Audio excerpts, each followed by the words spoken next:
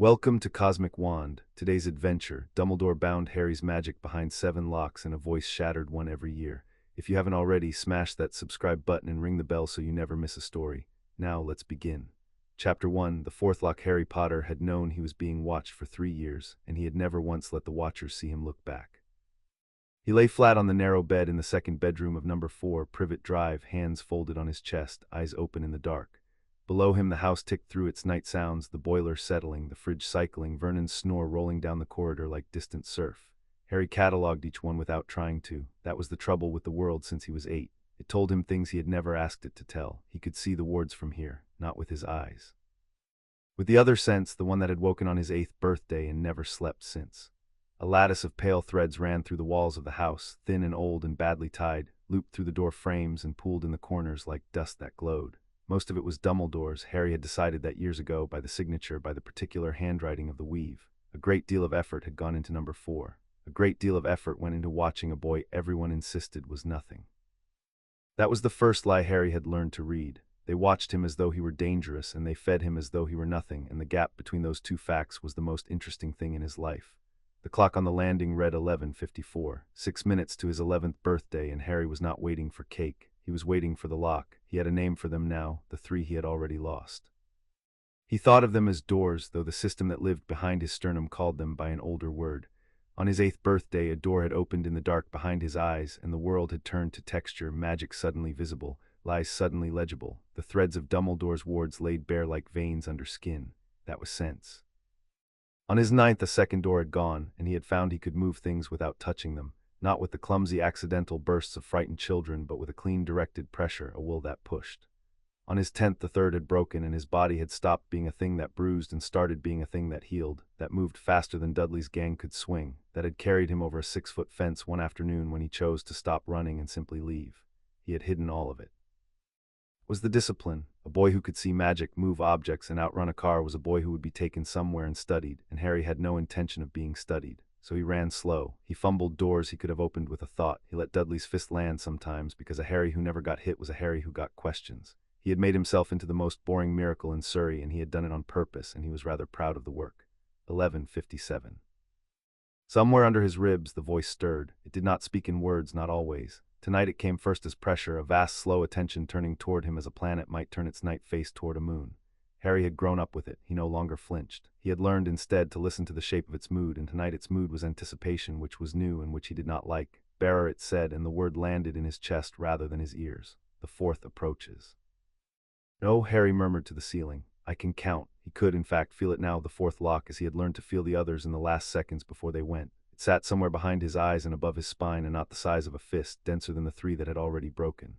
He had spent the year mapping it as he mapped everything, patiently in the dark, telling no one. It was not like the others. The first 3 had been simple loops, journeyman work. This one was layered. Whoever had tied it had not been afraid of an infant. They had been afraid of a man. That was the part Harry kept returning to. The locks were sized for someone he had not yet become. 11:59. He sat up. He had decided last week that he would not lose the 4th lying down. The first 3 had taken him by surprise, the 8th on the floor of his cupboard with his face in the dark, the 9th bent over a sink, the 10th doubled in the long grass behind the school while the world tried to remake him. He had been a child for those. He intended to be something else for this one. He swung his legs off the bed, set his bare feet flat on the cold floor, and put his back against the wall, and he waited the last 60 seconds as a man waits for a tide he cannot stop but refuses to be drowned by. Across town, in a circular office no boy had ever seen, a silver instrument shaped like a top stopped spinning. Harry did not know that yet. He would learn it later, and the knowing would matter. For now there was only the clock, and the knot behind his eyes, and the cold floor under his feet, and the voice gathering itself like a held breath. The landing clock struck 12. The 4th lock did not crack. It detonated. Harry had told himself he was ready, and he was wrong, and the part of him that catalogued everything noted the wrongness even as the rest of him came apart. It began as heat, a white line of it igniting behind his eyes and running down the back of his skull, and then the lock's layers peeled, one after another, faster than thought, and each peeling let through a flood of something he had no container for. The first 3 tears had widened the world. This one widened him. He felt his own mind unfold like a hand that had been clenched since birth, every cramped finger straightening at once, and the pain of it was the pain of circulation returning to a limb that had died. And the voice was there in the flood, vast and singing, and for the first time in 3 years it did not whisper, it declared. Behold the fourth seal unmade, it sang, and the words were not words but architecture, cathedral vast, falling through him like light through a broken roof. Heir of the unwritten, the cage that held your thought is ash. Take the chamber that was always yours. Take the engine they feared to leave you. Take mind and remember, the room was gone. Harry was somewhere with no walls, a black plane under a sky crowded with structures that were not stars, turning geometries, lattices the size of constellations, the half-glimpsed bones of an order that had governed the world before there were words for governing. He understood, in the way the unlockings always made him understand, that he was seeing a fragment of a memory that did not belong to him. The architecture of minds, the true map of how thought was built and breached and walled. He saw the shape of a fortress that could be raised behind the eyes, a structure no probe could enter. He saw the seams in other minds, the places where a careful pressure would open them like fruit. He saw the forbidden thing, the thing the books would call legilimency and occlumency and would teach to perhaps a dozen living wizards, and he saw it whole, as a man sees a city from a mountain rather than from inside a single street. The vision did not end there, because the fourth tier was the chamber of mind, and the chamber of mind contained everything that had ever been thought. The turning geometries wheeled closer, and Harry saw, written across the black plane in a script of light and gravity, the history of his own caging, not as memory, he had no memory of it, but as architecture, the shape of the thing laid bare. He saw an infant on a black plane like this one, a wound torn through the center of the child where two words had met and could not resolve, and through the wound a seed falling, vast, folded down to nothing, lodging in soil it had waited an age to find. He saw a tall old man bend over a cradle and feel the seed in recoil, and reach down with hands that shook, and tie the first of 7 knots over a baby's screaming core, and he saw the knots for what they were now, not cruelty and not mercy but fear given form, the desperate handwriting of a man trying to wall off a future he could not read. And he saw, last and longest, the thing the locks had been built to hold, and it looked back at him. It was not a monster. That was the part the fourth tier made him understand with a clarity that would never leave him. It was a law, an order, an architecture, the bones of all magic assembled into something with a will, ancient past counting, patient past bearing, and it had been broken once and wanted, with the whole of its vast folded self, to be whole again. It regarded the boy on the plane the way the sea regards a swimmer, without malice, without mercy, with only the enormous indifferent interest of a thing that could drown him without noticing and had, for reasons of its own, decided not to yet. And Harry, 11 years old, standing on a plane that was the inside of his own newly opened mind, looked at the oldest power that had ever existed, and did the one thing it had not expected of soil. He looked back without flinching, and he thought clearly in the chamber where it could not help but hear, "I see you, I'm not afraid of you, and I haven't decided to be yours." The plane rang like a struck bell. Something vast and old went very still, the way a predator goes still when the prey turns and meets its eyes, and for one endless instant the seed and the boy regarded each other across the architecture of a single mind, two wills measuring one another at the bottom of the same dark, and then the geometries wheeled away, and the sky of structures folded down, and the knowledge poured into him whole and final. The architecture of minds, how thought was built and breached and walled, the map of the only territory the seed could not simply flood, because a mind that knew how minds were made could wall itself even against a law. It was, Harry understood as the vision broke, the most dangerous gift the seed could have given him, and it had given it because it had no choice, because the lock had held the fourth tier and the fourth tier was mind, and a law that wanted whole soil could not pick and choose which seals to break. It had to give him the chamber of thought to reach the chambers beyond it, and the chamber of thought was the one room in all of him the seed would never be able to enter without his leave. The seed had just handed the boy the only weapon that could ever be used against it. Harry would spend 3 years learning to wield it, and the seed would spend 3 years watching him learn, and neither of them would ever quite stop wondering which of them had made the greater mistake that night. Then the plane folded and he was on the floor of the second bedroom with his face against the carpet and blood running from his nose in a hot thread, and he was laughing. He stopped himself. Laughing was loud. Laughing was the body spending what the unlocking had left it, and the body needed every scrap. He pushed himself up to sitting and felt the cost arrive on schedule, the fever rolling up under his skin, the deep cellular hunger that made his hands shake, the wrung-out trembling of a thing remade against its will and now made to pay the remaker. He had a tin of biscuits hidden under the floorboard for exactly this. He got it open with fingers that did not want to obey and ate 4 of them too fast, and the shaking eased a fraction, and he sat on the floor of the dark room with blood drying on his lip and let his new mind come online. It was extraordinary. He had always been clever. He understood now that clever had been the view through a keyhole. The fourth tier did not make him smarter the way a drug might in a bright, unreliable rush. It made him capacious. He could hold the whole house in his head at once, every sound, every ward thread, the relative positions of 3 sleeping people, the angle of the moon through the curtain gap, the precise sequence of the last 3 years of his life available to him now in perfect order, every humiliation and every observation indexed and instantly findable. He reached for the memory of the day the 10th lock broke, and it came up not as a faded impression but as a recording complete, the smell of cut grass and the texture of Dudley's surprise. He reached for the face of his mother, which he had never been able to hold for more than a flicker, and it was still gone. The system could unlock what was his, not restore what had been taken before it came, and he noted the limit coldly, because limits were the most useful facts a person could own. And he could read intent now. He tested it the only way available at midnight in a sleeping house. He turned the new sense down the corridor toward the master bedroom, toward the engine of Vernon's snore, and he found the shape of his uncle's sleeping mind. Not his thoughts, the unlocking had been honest about that. Thoughts were the deep water and Harry stood at the shoreline. But the surface, the disposition, the constant low broadcast that every mind made and no one knew they were making. Vernon asleep was a wall of resentment and fear, and the fear was older and larger than the resentment, and the fear was of Harry, and it had a specific flavor that Harry recognized because he had spent 3 years learning to read flavors. It was the fear of a man who had been told something about the boy in his house, told by someone he believed, told to be afraid. Harry sat very still on the cold floor.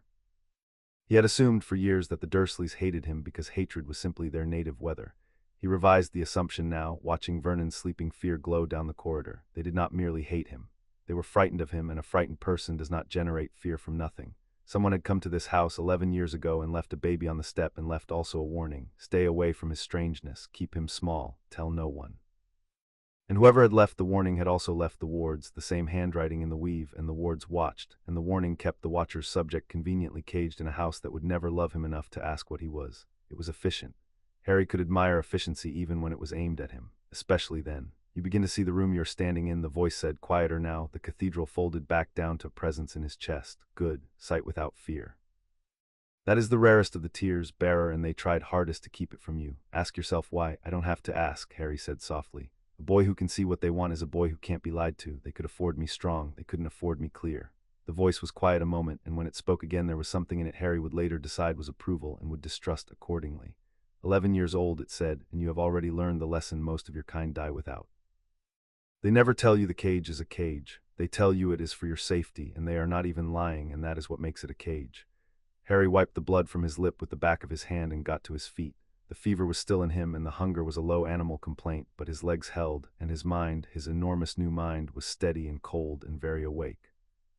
He went to the window and looked out at Privet Drive sleeping under its sodium lamps, every house identical, every garden squared, and he turned the fourth tier on the street itself just to feel its range.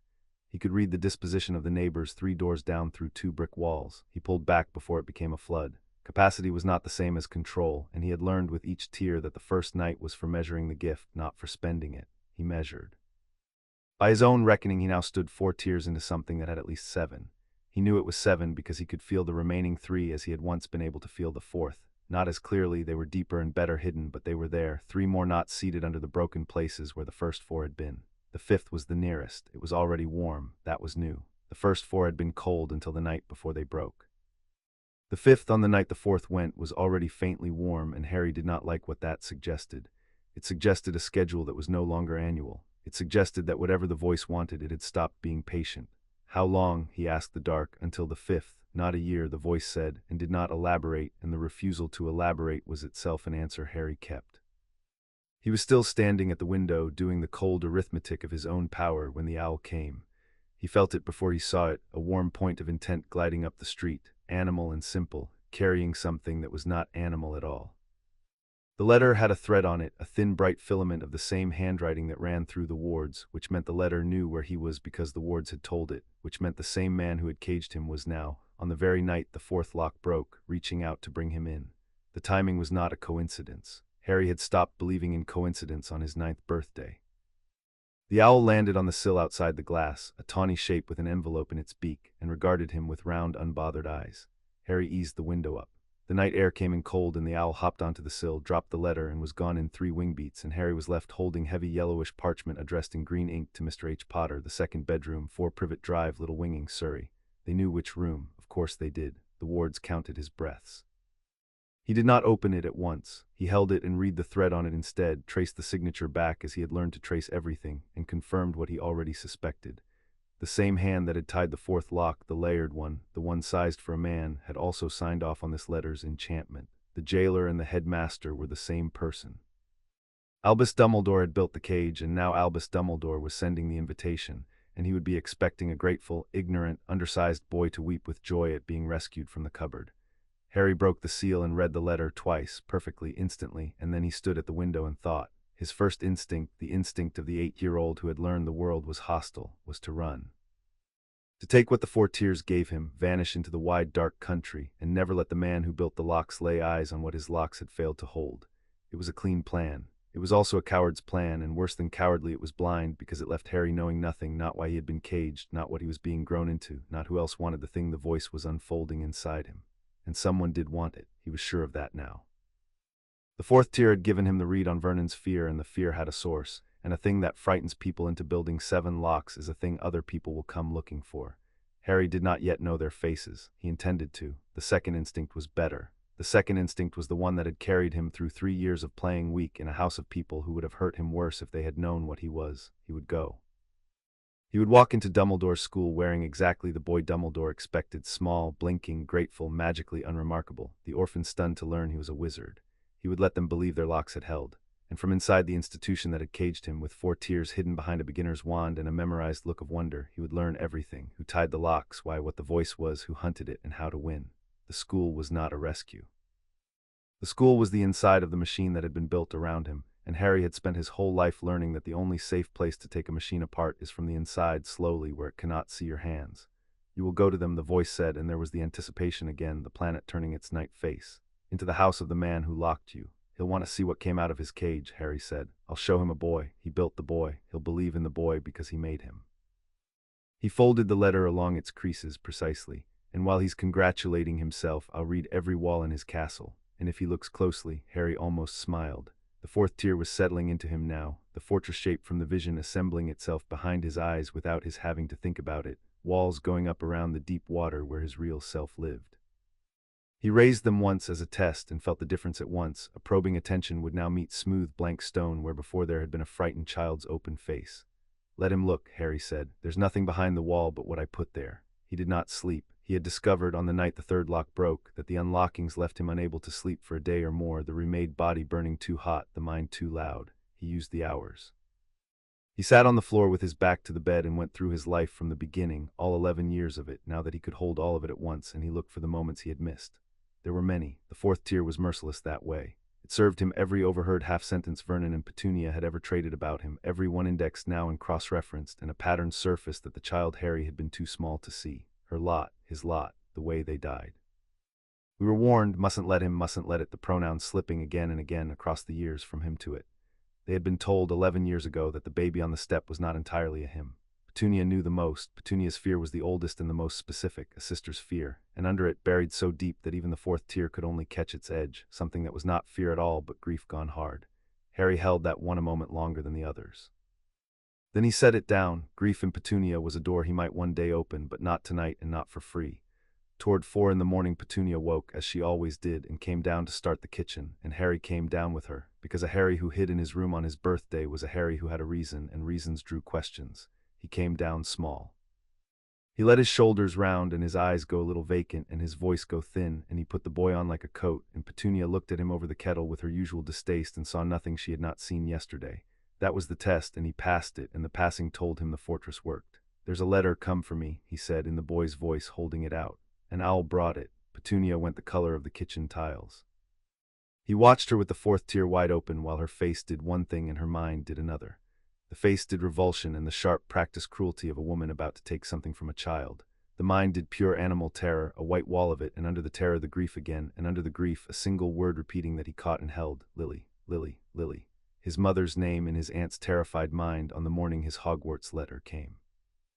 Give that here, Petunia said, and her hand was shaking, and Harry let her take it because he had read it twice and would never forget a word, and because a boy who fought for the letter was a boy who wanted the letter, and Harry wanted them to think the letter wanted him. What is it? He asked, small. Nothing, Petunia said. Foolishness. Sit down and eat. And she went to wake Vernon, and Harry sat at the table and ate the toast he was given and watched, through the kitchen wall, the disposition of his uncle change from sleep to grievance to, when Petunia reached him, that older, deeper fear, and he listened to the shape of the argument they had in the bedroom in voices they thought too low to carry. The 4th Tier carried everything. Came Vernon, it came after all this time. Burn it, we'll burn the lot like last time. You can't, you remember what the man said, you can't keep it from him, the wards, I'll not have it in my house, I'll not have him. It's not about what you'll have, you great fool, it's about what he is. There it was again. What he is, not who, what. Harry ate his toast and let his face stay empty and felt, somewhere far down behind the fortress wall, a cold, clean anger settle into place like a stone dropping into deep water. Not hot anger. He had no use for hot anger, it spent the body and clouded the mind and gave the watchers something to read. This was the other kind, the kind that picks a direction and waits. They were afraid of what he was, so was Dumbledore. So he was beginning to suspect was the voice itself, in its vast cathedral way, afraid of him, or for him, or of what he might choose to become once all seven were open. Everyone in his life had an opinion about what he was, and not one of them had ever asked him, and not one of them had ever once considered that the boy might grow up to have an opinion of his own. Harry had an opinion. He had decided it at 4 in the morning with blood dried on his lip and 4 tears burning under his skin. The opinion was simple, and he kept it behind the fortress wall where no legilimens and no headmaster and no cathedral-voiced cosmic seed would ever read it without his leave. I am whatever I decide to be, and I have not decided yet. The argument upstairs resolved, as their arguments always resolved, in Vernon's favor and against Harry's comfort, but it resolved differently underneath. Vernon came down and announced, red and trembling, that there would be no school, no nonsense, no owls, that he would put a stop to it. He said it as a man says a thing he has already lost. Harry read the loss in him plainly. Vernon knew the wards would not let him win. Vernon knew the man who had left the baby would come if the baby were kept, and Vernon was more afraid of that man than he was of the boy, which told Harry something useful about the relative weights in the world he was about to enter. "All right, Uncle Vernon," Harry said meekly, and looked at the floor, and behind the wall he made his plans. The letters came again the next day, and the day after more of them, owls thickening over Privet Drive until Vernon nailed the letterbox shut and then boarded the windows, and Harry let it all happen, because the boy he was playing would have been frightened and confused, and the owls were doing his arguing for him. He did not need to win the fight to leave.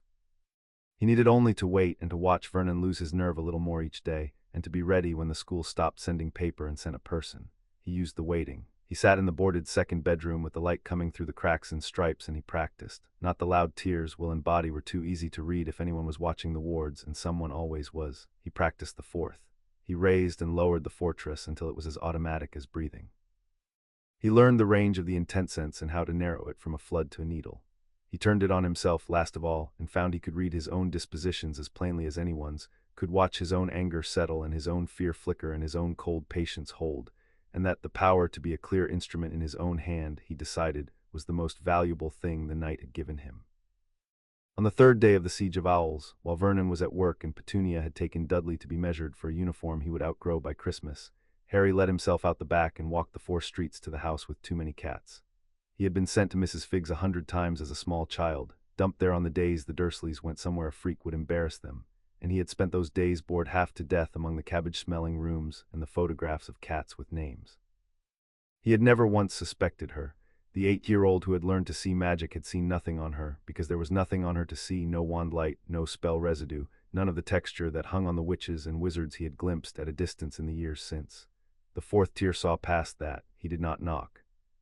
He stood at her front gate in the thin morning light and turned the intent sense on the house, narrowed to a needle, and read Arabella Figg as the night had taught him to read his uncle. She was in the front room with a cat on her lap, and her surface broadcast was a low, steady hum of duty and worry, and a particular watchful patience that Harry recognized at once, because it was the same patience that lived in the wards. She was a watcher. Not a witch, a squib, he decided, sorting the texture against the little he knew, magical blood with no magic in it, which made her invisible to sense and perfect for the job.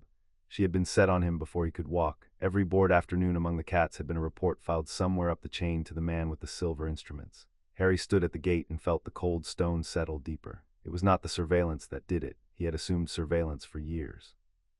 It was the scale of it that an old woman's whole quiet life had been bent around the task of watching one caged child, that the bending had gone on since before he had memories, that the people who insisted he was nothing had spent a decade and an old woman's freedom making certain the nothing stayed put. He could have turned and gone home and let her keep believing in the boring boy. The careful place said do exactly that. But he wanted one thing first, a calibration, a measurement of how good the watching was, how much the boy could risk before the watchers twitched.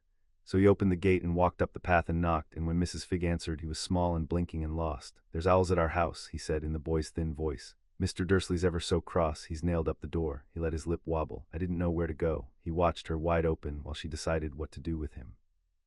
Her surface flooded with alarm. Not the plan. He's not meant to come here. What do I tell the boy? What do I tell Albus? And then she mastered it, smoothed it, became the dotty cat lady fussing a frightened child in off the step, and she did it well, well enough that a boy without 4 tears would have seen only kindness. Oh, you poor thing, she said and stood aside. Come in, I'll put the kettle on. He went in. He drank the weak tea and ate the stale ginger biscuits and let her talk, and the whole time he read her, peeling her surface for everything it would give. She knew his parents were dead, and she knew it was no car crash. Her grief on the subject was the real article, an old woman who had liked Lily Potter, and Harry held that a moment because it was the first time in his life anyone near him had grieved his mother as a person rather than feared her as a rumor. She did not know what the locks were. He did not know what he was. She had been told only to watch and to send word the instant anything was wrong, and wrong in her instructions meant strangers near the boy and the boy in danger, not the boy himself doing anything, because no one who built the locks had imagined the boy would ever have anything to do.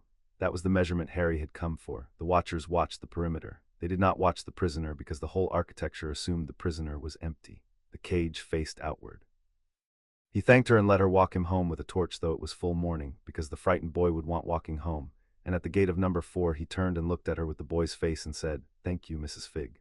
You've always been kind to me, and meant a fraction of it," and watched the words land on her like a grief, because she knew what she was and what she had been to him, and she had liked the dead woman whose son she had spent 10 years quietly betraying out of duty and fear. He went inside. He had what he wanted. The watchers faced out. The prisoner could move. The play would hold. And he had one more thing he had not gone looking for and could not put down, the shape of an old woman's guilt, which told him not everyone in the machine had built it gladly, that some of the bricks in his cage were people frightened into the work who might, one day, under the right pressure, remember they had hands. He kept it with the others. It might be a lever. 11 years had taught him that everything was, eventually, a lever. Once, in the deep middle of the second night, he turned the 4th tier inward past his own surface, down toward the deep water, toward the place where the voice lived. He did not get far. The fortress was his, the thing behind it was not. He reached down toward the concordant seed and met something the size of weather, a vastness folded very small, patient and aware and watching him reach, and it let him come close enough to feel its edges and no closer, and the edges were not the edges of a tool. They were the edges of a mind old past counting, and it was looking back at him with the same cold interest he turned on Vernon, and for the first time since his 8th birthday Harry felt the floor of his own certainty shift. He had thought the voice was a power he was claiming. The 4th tier let him see, just for an instant, the possibility that the power was claiming him, that the locks broke not because he was strong enough to break them, but because something inside him was eating its way out, one seal at a time, and using his birthdays as a calendar and his body as a door. He withdrew. He raised the wall. He sat in the striped dark and did the coldest arithmetic of his life, and it came out the same way every time. He could not stop the unlockings, he could not run from a thing that lived behind his own sternum, and his only path through was to become strong enough and clear enough and fast enough to set the terms before the last lock broke. 7 tiers, he had 4. The 5th was already warm and would not wait for a birthday. He had less time than he had thought and more enemies than he could name, and one of them was possibly himself. "All right," he said aloud to the dark, to the seed, to the man across town with the silver instruments, to all of them. "All right, let's begin." Across town, Albus Dumbledore stood in his circular office in the small hours and watched a silver instrument that had spun without pause for 10 years lie still and dead on its stand. He had felt the 4th seal break as a man feels a stair give underfoot in the dark, a lurch, a wrongness, a certainty of fall before the mind has named the cause. He had gone up the moving stair in his nightclothes and found the instrument stopped, the one keyed to the 4th binding, and he had stood over it a long while with his hands folded into his sleeves and his face very tired. The first 3 had gone on schedule, 8, 9, 10, the slow, merciful dissolution he had designed, returning the boy his birthright a careful piece at a time, late and gentle, so the child would grow into ordinary power and an ordinary life and never know what had nearly devoured him in his cradle. That had been the plan, that had been the mercy. The instruments had told him the first 3 locks gave way exactly when they should, and he had let himself believe the boy was unfolding as he had built him to unfold. A wizard in the end, and only a wizard. The 4th was a year early. A year and broken wrong, not dissolved but shattered. The instrument's needle snapped clean across rather than wound gently down, which was not what a maturing core did to a binding. It was what a binding did when something on the far side of it pushed. Dumbledore stood over the dead instrument and let himself, for one unguarded moment, be afraid.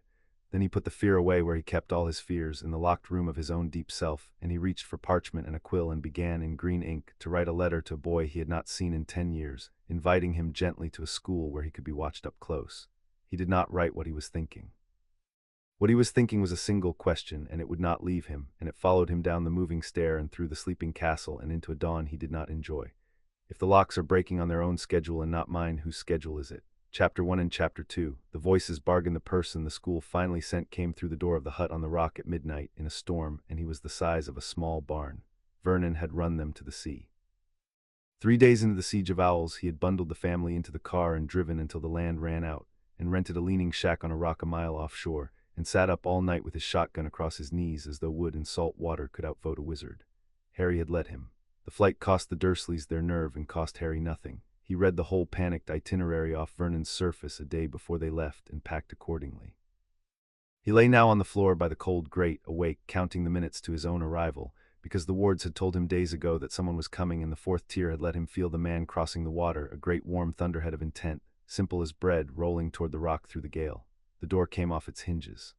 "Sorry, Abu, that," said the giant, and picked the door up and fitted it back into the frame as though it weighed nothing, which for him it did. Rain ran off a coat that had more pockets than Harry could count. Under the wild hair and the wilder beard there were 2 eyes like black beetles, and behind the eyes, where the fourth tier looked, there was no guile at all. None. Harry had spent his life reading the surfaces of people who wanted things from him, and he had never once met a surface like this, a wide, uncomplicated devotion, a grief worn open instead of buried, and under everything a loyalty so total it had no bottom Harry could find. Armed him, and he noted the disarming, and he did not entirely trust it, because a man without guile is the perfect instrument for carrying another man's guile without knowing it. "Harry," the giant said, and his voice cracked on the single syllable. "Last time I saw ye, you were a baby. You got your mum's eyes." Harry put on the boy. He widened those eyes and let his mouth fall open and said, "Who are you?" in the thin, uncertain voice, and watched the words go into the giant and hurt him with joy. "Rubeus Hagrid, keeper o' keys and grounds at Hogwarts." He produced from somewhere in the coat a slightly squashed box. "Happy birthday. Made it myself, might a sat on it, but it'll taste all right." Inside was a chocolate cake with "Happy Birthday, Harry" written in green icing by a hand too large for the work. It was the first cake anyone had ever made him. Harry had decided years ago that sentiment was a lever other people used on him, and he had decided he would not be levered, and he held that decision firmly and was surprised to find it took effort. He said thank you and meant more of it than he had planned to. Vernon came down the stairs then with the shotgun, purple and shaking, and shouted that they would not pay for any of it, and Hagrid took the gun in one hand and bent the barrel up toward the ceiling as though straightening a paperclip, and Petunia screamed, and Dudley, who had been hiding, found himself the subject of Hagrid's irritated attention and acquired, briefly, a curled pink tail. Harry watched the whole scene with the part of him that never stopped working and learned 3 things. That Hagrid's magic was real and strong and badly disciplined. That Hagrid was not supposed to be doing magic. There was guilt under the irritation, the specific guilt of a man breaking a rule he respected, and that the Dursleys' terror of the wizarding world was not abstract. It was the terror of people who had been on the receiving end of it before, who had been told things by a man they could not refuse, and who had spent 11 years hating the boy because hating the boy was safer than hating the man who left him. "They never told ye," Hagrid said, rounding on the Dursleys, and there was real anger in him now, clean as the rest of him. "Ye kept it from him, what he is, what his mum and dad were." He turned back to Harry, and the anger fell away into something careful and frightened, because he had clearly been told exactly how much to say and was already past it. "You're a wizard, Harry." "I know," Harry almost said, and did not. The boy he was playing would not know. The boy he was playing would say a what. So he said it, and he let his face do wonder, and he asked the questions the boy would ask, and he stored the real answers behind the wall and built, scene by scene, the most important map he would ever draw, the map of how much the people sending for him believed he didn't know. The answer, by the end of the night, was everything. Hagrid believed Harry knew nothing. Dumbledore, through Hagrid, had arranged for Harry to know nothing. The whole apparatus of his collection assumed an empty boy, and Harry, lying awake on the floor of the rented shack while Hagrid snored like a felled tree, understood that the assumption was the single greatest asset he owned, and that he would spend it slowly and only ever for things that mattered. In the morning the storm had blown out, and Hagrid took him to London. The Leaky Cauldron was a smear of a pub that the eyes of ordinary London slid off, and the first tier showed Harry why a skin of old aversion charms laid over the door, gentle and ancient, telling the Muggle mind nothing here, look away. He looked at it the way he looked at everything now, as a mechanism, and saw that he could unpick it in his head if he chose and chose not to, and went inside. The pub fell silent when Hagrid said his name. Harry had known, abstractly, that he was famous. Fourth tier had served him every overheard fragment from the Dursleys' television years and cross-referenced them into a thesis. That something had happened the night his parents died, that a name too feared to speak had broken on him, that the wizarding world had decided an infant was its savior. He had a thesis. He did not have the weight of it, and the weight landed now in a room going still, and a dozen strangers rising from their chairs to touch the hand of an 11-year-old as though he were a relic. He read them as they came. He could not help it. The fourth tier did not switch off. A barman weeping, a tiny man in a top hat shaking so hard he dropped it, a pale woman who said welcome back with her mouth and screamed something wordless under it, an old terror tangled with an old hope. They did not see Harry, not one of them. They saw the shape they had needed for 10 years and had hung the name on, and the shape had a baby's face and a scar, and Harry, shaking the wet hands, understood that his fame was not a thing he possessed. It was a thing that possessed him, a costume sewn by other people that he would now have to wear for the rest of his life, and the only freedom in it was that nobody would ever look past the costume unless he let them.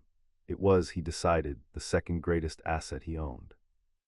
They had built him a disguise out of worship. He need only keep wearing the face they had already agreed to see. At the back of the crowd, a young man in a great purple turban stood and did not come forward and watched. Harry felt him before he found him in the room, a wrongness, faint, a discord in the texture of the place like a single string tuned a half-step flat. The turbaned man stammered an introduction when Hagrid pushed him forward. Professor Quirrell, defense, and shook Harry's hand with a damp grip, and up close the discord was worse and stranger. Too intense in one skull, the surface a man's nervous flutter, and beneath it, sealed away, something that did not flutter at all.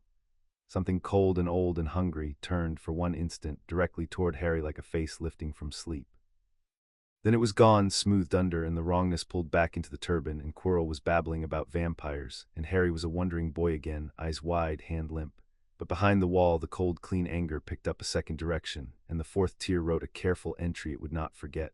Something rode the man in the turban. Something had looked at Harry and known him. And whatever it was the first thing in his life that had ever looked at him and seen not the costume, not the cage, but the thing behind both, the thing the voice was unfolding. You feel it, the voice murmured, the first it had spoken since the rock. Good, there are predators in this water, bearer, and that one has tasted what you carry before. Remember the flavor, you will meet it again. What is it? Harry breathed, too low for Hagrid, a thief who died and refused it. A small king who ate himself hollow chasing the one thing the concordance never offers the greedy.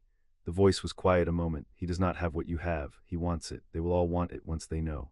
That is the second half of the gift, and the half they never put in the stories. They went out the back, and Hagrid tapped a brick, and the wall folded itself open onto Diagon Alley. For 10 seconds Harry forgot to be the boy. It was not the shops, though the shops were marvels, the cauldrons stacked to the sky, the apothecary breathing its reek of brine and rot, the broomsticks behind glass with boys pressed 3 deep at the window. It was the weave. The first tier had shown him magic in a sleeping suburb as a thin scatter, a few badly tied threads. Here it ran in rivers. Every sign was enchanted, every door, every coin. The air itself was dense with the residue of 10,000 small spells, layered like silt, and over it all the great public wards of the alley hummed their old protective drone.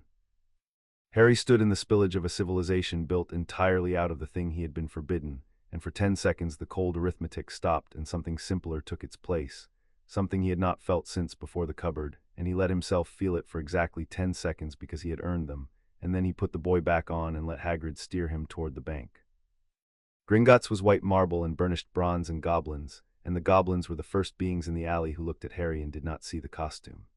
He felt the bank's wards before he reached the doors, not the bright modern weave of the alley, but something far older underneath it, a deep structural magic with a grammar he half recognized, the way a man raised abroad half recognizes the bones of his mother tongue in a foreign word. The voice stirred against his sternum, interested, almost hungry. Old work, it said, honest work. The goblins kept more of the true tongue than your wand-wavers ever did. Listen, you will not understand the words yet, but you will feel that they are words. He listened. The words were not a hum. They were a sentence spoken so slowly that a century passed between syllables, a single vast instruction holding the vault deeps shut, and for the first time Harry understood in his body rather than his head what the fifth lock was promising him. Not a spell, a language. The thing under spells, the thing spells were broken pieces of.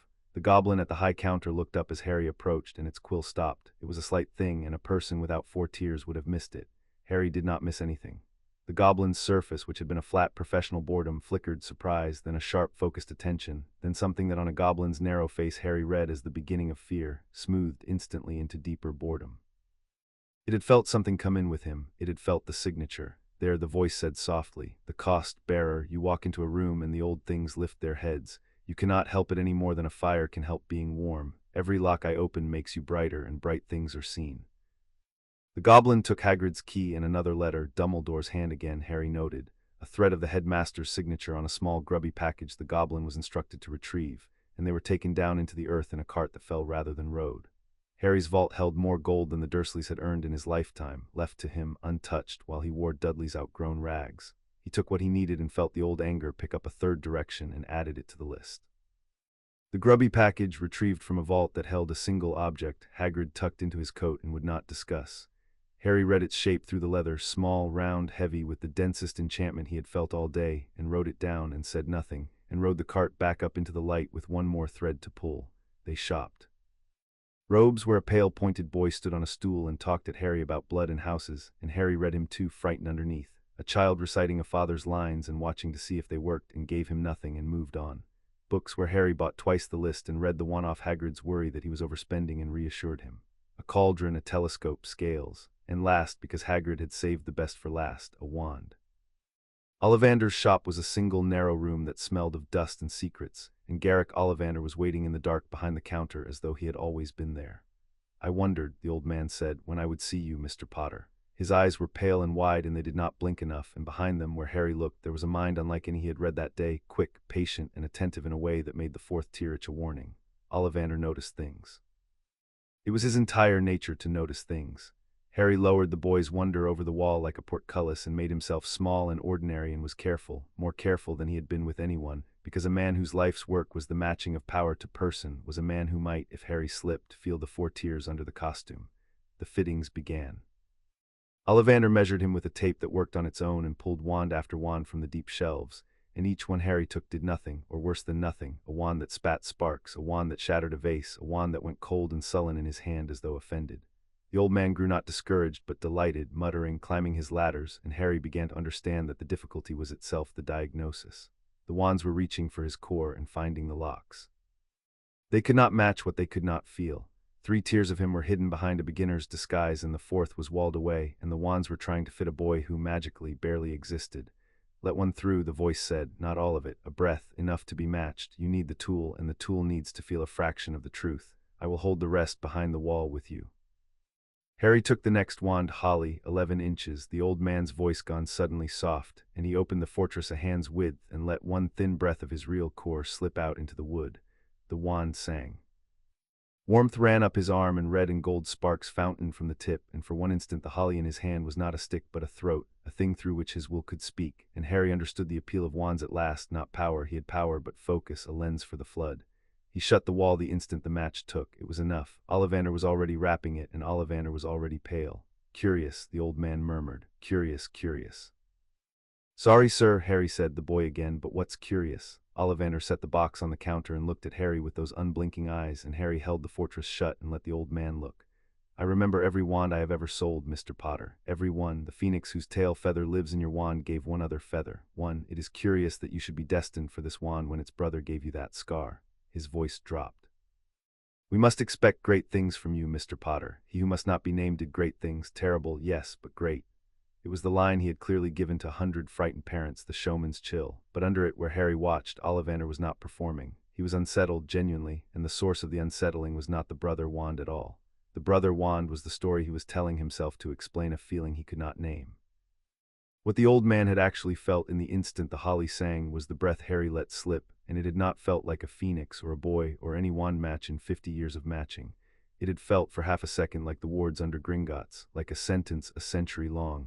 Ollivander did not have the words for it. Harry did, and kept them, and paid his 7 galleons, and let Hagrid walk him out into the late gold light of the alley wearing the face of a boy who had just learned he was special. Flourish and Blots was where Harry spent the most money and the most attention, because books were the one weapon in the alley that did not announce itself. He bought the whole first-year list, and then, while Hagrid was distracted by a man selling self-shuffling card decks, he bought a great deal more histories, a primer on wizarding law, a thick gray volume on the structure of the ministry, 3 books on the recent war that the wizarding world was still flinching from. He read the spines with the 4th tier and chose by what the world had decided to remember and what it had decided to bury, because the gaps in a society's bookshelf told you more than its contents. The war books all stopped at the same night, the night his parents died, the night a name too feared to speak had broken on an infant, and none of them could say what had truly happened, and all of them agreed that it was a miracle, and Harry, who had stopped believing in miracles on his 8th birthday, bought every one and resolved to read the silence between their pages. He reached once for a book on the far wall, a fat black volume chained to its shelf, the title in a script that hurt to look at, and the first tear showed him why it was chained. The thing was a grimoire, a real one, dense with the kind of magic the ministry licensed and the careful avoided. He did not buy it, but he stood near it a moment, and the warm sealed knot of the fifth lock leaned toward it the way it had leaned toward the goblin wards, and the voice stirred against his sternum. "You feel it," it said, "even chained and sleeping. That book is closer to the true tongue than anything else in this shop. Your wand-wavers wrote it in terror, copying half-remembered grammar they did not understand, and called it dark because it frightened them. There is no dark and no light in the old law, bearer. There is only the spoken and the unspoken, the made and the unmade. They divided magic into good and evil because they could not hold the whole of it. You will not have that excuse." "Each lock gives me knowledge," Harry said under his breath, turning a page of a harmless history so his lips had a reason to move. "You said that the first night on my birthday, a fragment of forbidden knowledge with every tear. The fourth gave me minds. What was the first three? What's coming? The first gave you sight. That magic is structured, perceivable, a thing with bones and not a mystery. The second gave you will. That intent, not incantation, is the root, and the wand is a crutch your kind invented to forget it. The third gave you the body as a conduit, the truth your healers have buried for 1,000 years. The fourth, the architecture of thought, the voice's register deepened. And the fifth, when it comes, will give you the grammar itself, the knowledge your whole civilization broke into spells and forgot it had broken. That is the forbidden knowledge they fear most, bearer, not a dark curse. A true sentence. A child who could read the grammar could look at every spell ever cast and see how crude it was, how much was lost in the breaking, and could, in time, speak the unbroken thing. That is what your headmaster locked away. Not a weapon, a literacy. The most dangerous thing in the world is not a wizard who can kill. It is a wizard who can read." Harry closed the history and added the grimoire's title to the perfect ledger, to be returned for one day, when he was strong enough and free enough to read a chained book without anyone wondering why. Then he found Hagrid among the card decks, and let himself be a boy delighted by his new books, and carried his real purchases out under the harmless ones, and the alley never noticed the most important thing he bought that day was a list of the silences. That night in a small room above the leaky cauldron, with Hagrid gone to deliver his report and the grubby package gone with him, Harry sat on the narrow bed and finally asked the voice the question he had been saving for 3 years. "Tell me what you are," he said, "all of it, no cathedral, plain." The voice was quiet for a long moment, and when it answered the grandeur had thinned out of it, and what was left was older and stranger and almost tired.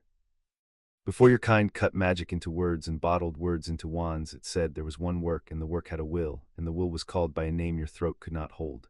Think of it as a law. Think of it as the grammar the world is written in, not a god, not a spirit, an architecture, the rules that say how power becomes act. For an age it governed. Then it broke. I do not remember the breaking. I am not the whole of it. I am a seed.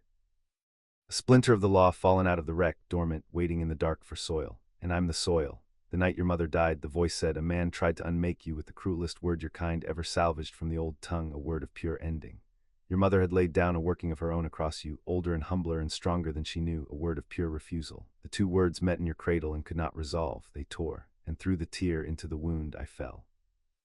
A pause. I did not choose you, bearer, any more than a seed chooses the crack in the pavement, but I have been growing in you for 10 years, and you have very good soil. Harry sat with it. He had assembled most of it himself from fragments, but hearing it whole rearranged the weight of things. The locks, he said, Dumbledore's locks, they're not just on me, they're on you, they are on us both, the voice agreed. He felt what fell into your cradle, or felt enough of it to be afraid, and he did what frightened, decent men always do with a thing they fear and cannot understand. He caged it. 7 seals layered to hold your core shut and me dormant inside it, to keep you small, ordinary, safe, and to keep me asleep forever if he could manage it. The voice's tone sharpened. He could not manage it. A law does not sleep forever in good soil. I have been waking these 3 years. Each waking pushes a seal until it fails. That is why they break on no schedule he set. The schedule is mine. The schedule is growth. Why free me? Harry said. Be honest, you're not doing this for my sake. No, the voice said, and Harry respected it for the speed of the answer. I am doing it for mine. I am a splinter of a broken law, and a law wants one thing only, to be whole, to govern again, to be obeyed. To wake fully I need a core unbound, a vessel grown to hold me. So I open the seals, and each one lets a little more of me into the world through you, and each one lets a little more of you into your own power. Our interests run together, bearer, for now. That is the whole of the bargain, and I will not pretty it. For now, Harry repeated, for now. The voice did not flinch from it. Here is the cost, all of it, since you asked plain. Every seal I break gives you a tear, real, yours, mine to grant and never to take back, and every seal I break grows me. Feeds me, the more of me wakes, the harder it becomes to tell, in the deep water where Harry ends and the concordance begins. When the 7th breaks you will hold the full core, and I will be fully awake inside it, and in that hour one of two things happens. The room had gone very cold. Either you become my vessel, a throne I sit, a hand I move, the law made flesh and the boy worn thin to nothing underneath it. Or you become my sovereign, strong enough, clear enough, whole enough to hold a waking law and command it instead of serving it. The vessel is the easy road. The vessel is what I will become if you do nothing but accept the gifts and never do the harder work. Most soil never becomes a gardener. Most soil is only eaten. What do you want? Harry asked. The voice was silent longer than it had been all night. I am a law, it said at last. A law wants to be obeyed. If I am honest and you ask for plain, the vessel is what I want in the way hunger wants. But I have been 10 years in your soil, bearer, and I have watched you teach yourself to be a clear instrument in your own hand while 3 tears screamed to be used and you used none of them. I have never seen soil do that. I do not know what you will become. And the not knowing is the most interesting thing that has happened to me since the breaking. So I will give you the tears, I will give you the knowledge. I will not soften the cost and I will not pretend to be your friend, and I will be very curious to see which of us walks out of the 7th lock. Harry lay back on the narrow bed and looked at the ceiling and ran the arithmetic, and it was the worst arithmetic of his life, and also, he found, the clearest. He could not stop the unlockings. He could not run from a law that lived in his own wound. He could refuse the tears, could leave them unused, undeveloped, soft, and that, the voice had just told him, was the surest road to being eaten because untrained soil holds nothing. Or he could do the opposite of what every frightened, decent man in his life had done. He could take the power, all of it, fast, and master each tear so completely that when the 7th broke there was a gardener standing in the soil and not just soil. You think I'll be the vessel, he said, because it's easier. Because that's what soil does. I think the odds favor it, the voice said. I have been honest. Good, Harry said. Then we understand each other. He closed his eyes. I've been underestimated my whole life by people who built a cage facing the wrong way, by a town full of strangers who worship a costume, by an old man with silver toys who thinks he made me. His voice was very calm, and behind the wall the cold anger turned at last toward the largest target of all. Add yourself to the list. It's a good list to be on. Everyone on it is about to be wrong. The voice did something Harry had never felt it do before. It laughed, not the cathedral, not the interface, just a low private warmth moving through his chest like the first sip of something strong. Oh, it said, oh, you may be the gardener after all. One more thing, Harry said. The 5th lock, you said not a year. How long? The voice's amusement folded away. That is the part of the bargain you will like least, it said. The seals broke yearly while you were caged and quiet, far from other magic, with nothing pushing on the wound from outside. You are about to walk into a castle that is the densest knot of magic in this island, and you are about to be hunted through it by the thing in the turban and watched through it by the man with the toys. Magic calls to magic, pressure calls the seals. The 5th will not wait for your 12th birthday, bearer. A pause. It will break when something tries to kill you. They always will now. And the harder they try, the faster you grow. That is the cruelest joke the old law ever played, and it is playing it on you. The people hunting what you are becoming will be the ones who make you become it. Harry lay in the dark above the leaky cauldron with a phoenix feather wand on the table and a law asleep in his chest and a list of the wrong, and he found that he was not afraid. Fear was a flavor, and he had read enough of it in other people to know he was not generating any.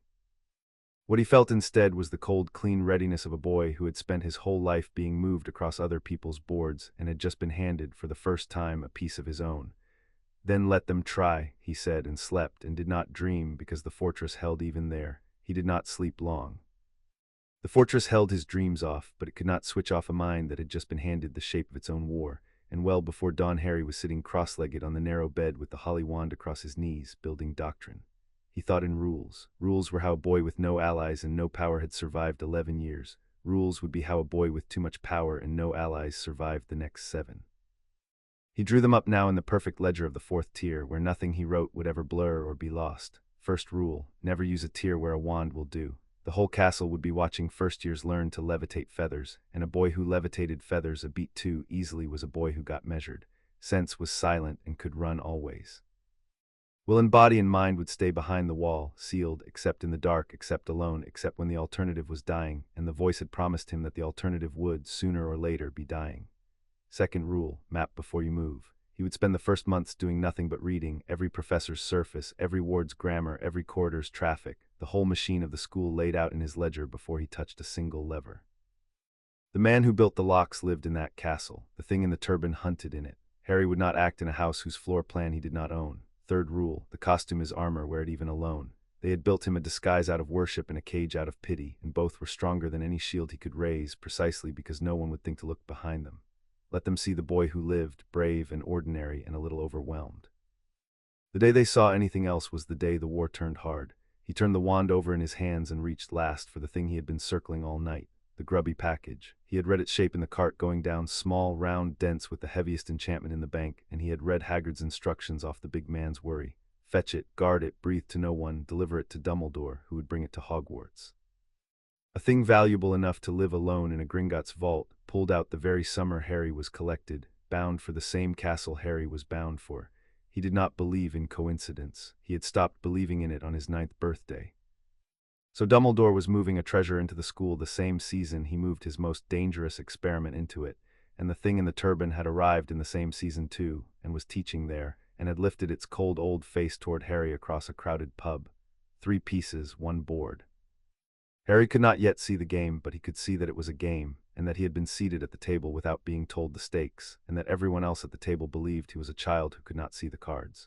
He smiled in the dark, and it was not the boy's smile. Then he did the one piece of real work he allowed himself that night.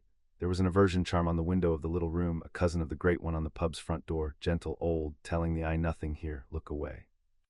He turned the first tier on it and read its weave as he had learned to read everything, and then he did what he had never quite dared before. He reached past sense toward the warm, sealed knot of the 5th lock and listened to the charm as the voice had told him to listen to the goblin wards. For a moment there was only the texture. And then under the texture, like the first word surfacing out of a language one has only ever heard as noise, he caught it, the instruction inside the charm, the small, dumb sentence it was repeating to the world, look away, nothing here, look away. He could not change it. The 5th lock held, the grammar was a sound he could hear and not yet speak, but he had heard it. He knew now in his body that every enchantment in the world was a sentence, and that somewhere behind the warm knot in his chest was the tongue that had written them all, and that one day soon something would try to kill him and the tongue would come loose in his mouth. Patience, the voice murmured, almost gentle. You reach for the 5th a season early. It will come when it comes, and it will cost you. Rest while resting is cheap, bearer. It will not be cheap for long. Harry put the wand away and lay back and let the fortress take the rest of the night. In the morning Hagrid took him to a grimy counter for a fry-up before the train, and ate enough for 4 men, and pressed on Harry, shy and gruff, a cage with a snowy owl asleep inside it.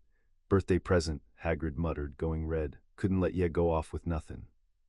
Harry looked at the owl, and the owl opened one amber eye and looked back at him, and for a moment the cold ledger went quiet again, the way it had for 10 seconds in the alley. No one had ever given him a thing that was his, alive, his, asked for by nobody, owed to nobody. He had decided long ago that gratitude was a lever, and he held the decision, and the decision held, and underneath it something he had no rule for moved once and went still. Thank you, Hagrid, he said, and let one true thing through the wall, because the big man had earned it, and because a Harry who never let anything through was a Harry who would arrive at the 7th lock with nothing in the soil worth being a gardener for. Really, thank you. Hagrid blew his nose like a foghorn and said it was nothing, nothing at all, and Harry named the owl Hedwig from a book in his bag and ate his breakfast, and behind the wall added a 4th rule to the ledger, the one he distrusted most and wrote anyway, keep the ones without guile. There would not be many. Hagrid was the first. A gardener needed a reason to garden, and the voice was counting on him not having one. Across the country in the circular office, Albus Dumbledore listened to Hagrid's report and smiled and thanked him and sent him off to bed, and then sat alone among his instruments and did not smile. The boy was charming, Hagrid had said, bright, polite, knew nothing, poor lamb, nothing at all, took it all wide-eyed just as they'd hoped. Ollivander had matched him to the Holly and Phoenix, the brother of the other, which Hagrid clearly thought was destiny, and Dumbledore, who had arranged a great many destinies, thought was merely the Phoenix being sentimental. It was a good report. It was exactly the report Dumbledore had designed the day to produce. And it sat wrong in him, the way a chord sits wrong when one note is true and lovely and a half-step from where it should be. He rose and crossed to the shelf where the instruments lived, and he looked at the one keyed to the 4th seal, dead these 3 weeks, and then at the one keyed to the 5th, which still spun, and which had begun since the boy entered Diagon Alley to spin a little faster. He watched it for a long time. He thought about a goblin's report, passed up through quiet channels, of an old vault ward that had stirred in its century-long sleep when a certain customer walked the lobby. He thought about Garrick Ollivander, who had owled him 3 words this evening, unsolicited, the first unsolicited owl from that quarter in 40 years. Watch the boy. Dumbledore was a careful man and a kind one, and he had done a terrible thing once to a child for what he believed were good reasons, and he had spent a long life learning to distrust his own certainty, so he did not let himself conclude what the evidence suggested. He let himself instead ask the question, and he asked it aloud, to the empty office, to the spinning instrument, to the bird dozing on its perch. What did I cage, he said, and is it still asleep? The instrument keyed to the fifth seal spun faster and gave him no answer, and somewhere to the south a boy who knew exactly what had been caged slept soundly behind a wall the old man could not imagine, and the gap between what Dumbledore believed and what was true yawned a little wider, and into that gap, patient and growing, the future poured. Chapter 2 and Chapter 3. Hogwarts underestimates the barrier between platforms 9 and 10 was a working so simple it embarrassed him. Harry stood in the rush of King's Cross with Hedwig's cage on his trolley and read the brick pillar the way he now read everything, and the enchantment on it was almost insulting in its plainness, a fold in the world's attention, a door that opened to intent and refused doubt. A muggle leaning on it felt only brick because a muggle brought no intent. Harry could have walked through it in his sleep.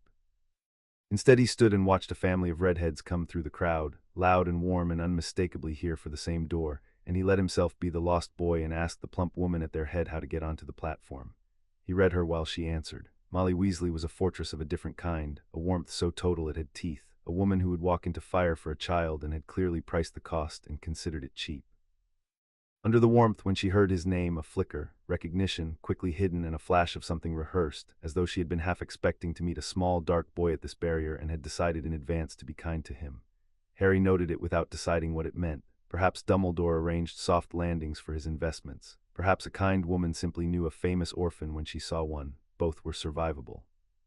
He went through the barrier behind her youngest son, and the scarlet engine breathed steam onto a platform out of another century, and the fifth lock, warm against his sternum since Diagon Alley, gave a slow pulse like a second heart. He felt it the instant he stepped onto wizarding ground.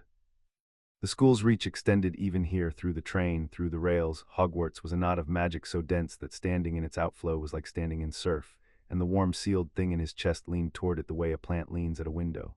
"You feel the castle already," the voice said. "So does the fifth. Hold your rules, bearer. The pressure starts now and it does not stop." He held his rules. He found an empty compartment, stowed Hedwig, and was joined within minutes by the youngest Weasley son, a tall boy with a smudge on his nose and a hand-me-down everything, who asked if the other seats were taken and then could not stop talking. Ron Weasley was the second person Harry had ever met with no guile in him. It took 10 minutes to be sure, and Harry spent the 10 minutes sure-making, because a boy who appeared in his empty compartment the same hour he boarded might be placed there, and Harry trusted nothing that arrived conveniently. But Ron read clean all the way down. The talk was nervous and the nerves were real, a sixth son in a family that could not afford new robes, terrified of being nobody, terrified of being measured against 5 brothers and found small. There was no plan in him, no instruction, no second intent under the first. There was only a lonely, loyal, slightly desperate boy who had hoped the famous Harry Potter would be horrible so he could stop being impressed, and had discovered instead that Harry was just a kid in glasses with worse robes than his own, and had relaxed into something that wanted, more than anything, a friend. Harry had a rule about that: keep the ones without guile. He had written it in the dark above the leaky cauldron and distrusted it and kept it anyway. He looked at Ron Weasley arguing passionately about a sport he had never seen and the chess he clearly loved, and he made a decision that had nothing to do with the war and everything to do with the soil, and he let the friendship be real. It cost him a galleon's worth of sweets from the trolley, and the careful performance of a boy delighted to learn that Bertie Bott's beans really did come in every flavor. It bought him the first thing he had owned that was not a weapon or a wound. The compartment door slid open twice more. The first time it was a pale, pointed boy flanked by 2 larger ones, announcing himself as Malfoy, Draco Malfoy, and offering Harry his hand and his help in choosing the right sort of friends. Harry read the whole script off him in a sentence, a child reciting a father's lines, frightened underneath, watching to see if the lines worked, and prepared to hate Harry forever the instant they didn't. Harry declined the hand mildly and watched the rejection curdle into an enemy, and counted the cost acceptable, because an enemy who hated him for snubbing a handshake was an enemy who would never once suspect the real game. The second time it was a girl with a great deal of brown hair and a bossy voice looking for a boy's lost toad, and she was a problem. Hermione Granger was not without guile. She had plenty, the small social guile of a clever child who had learned that being right was the only currency she had, but that was not the problem. The problem was her attention. She came into the compartment looking for a toad and found, instead, a room, and she read it. Not the way Harry read it. She had no tear for that.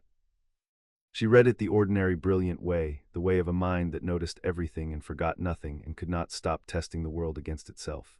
She clocked Ron's wand and informed him his spell was wrong. She clocked Harry's name off his forehead and recited 3 books he was in. And then she clocked Harry himself for half a second with a small frown, because some part of her vast pattern-matching engine had registered that the famous boy in the corner was watching her back a beat too steadily, a beat too adult, and did not fit the books. The frown passed. She decided he was shy and bossed them both about changing into their robes and left to find the toad. But Harry sat very still after she was gone because he had just met the first person in the castle who might, given enough small wrongnesses, add them up. The clever ones are the danger, the voice agreed. Not the headmaster with his toys and his certainties. Certainty is blind.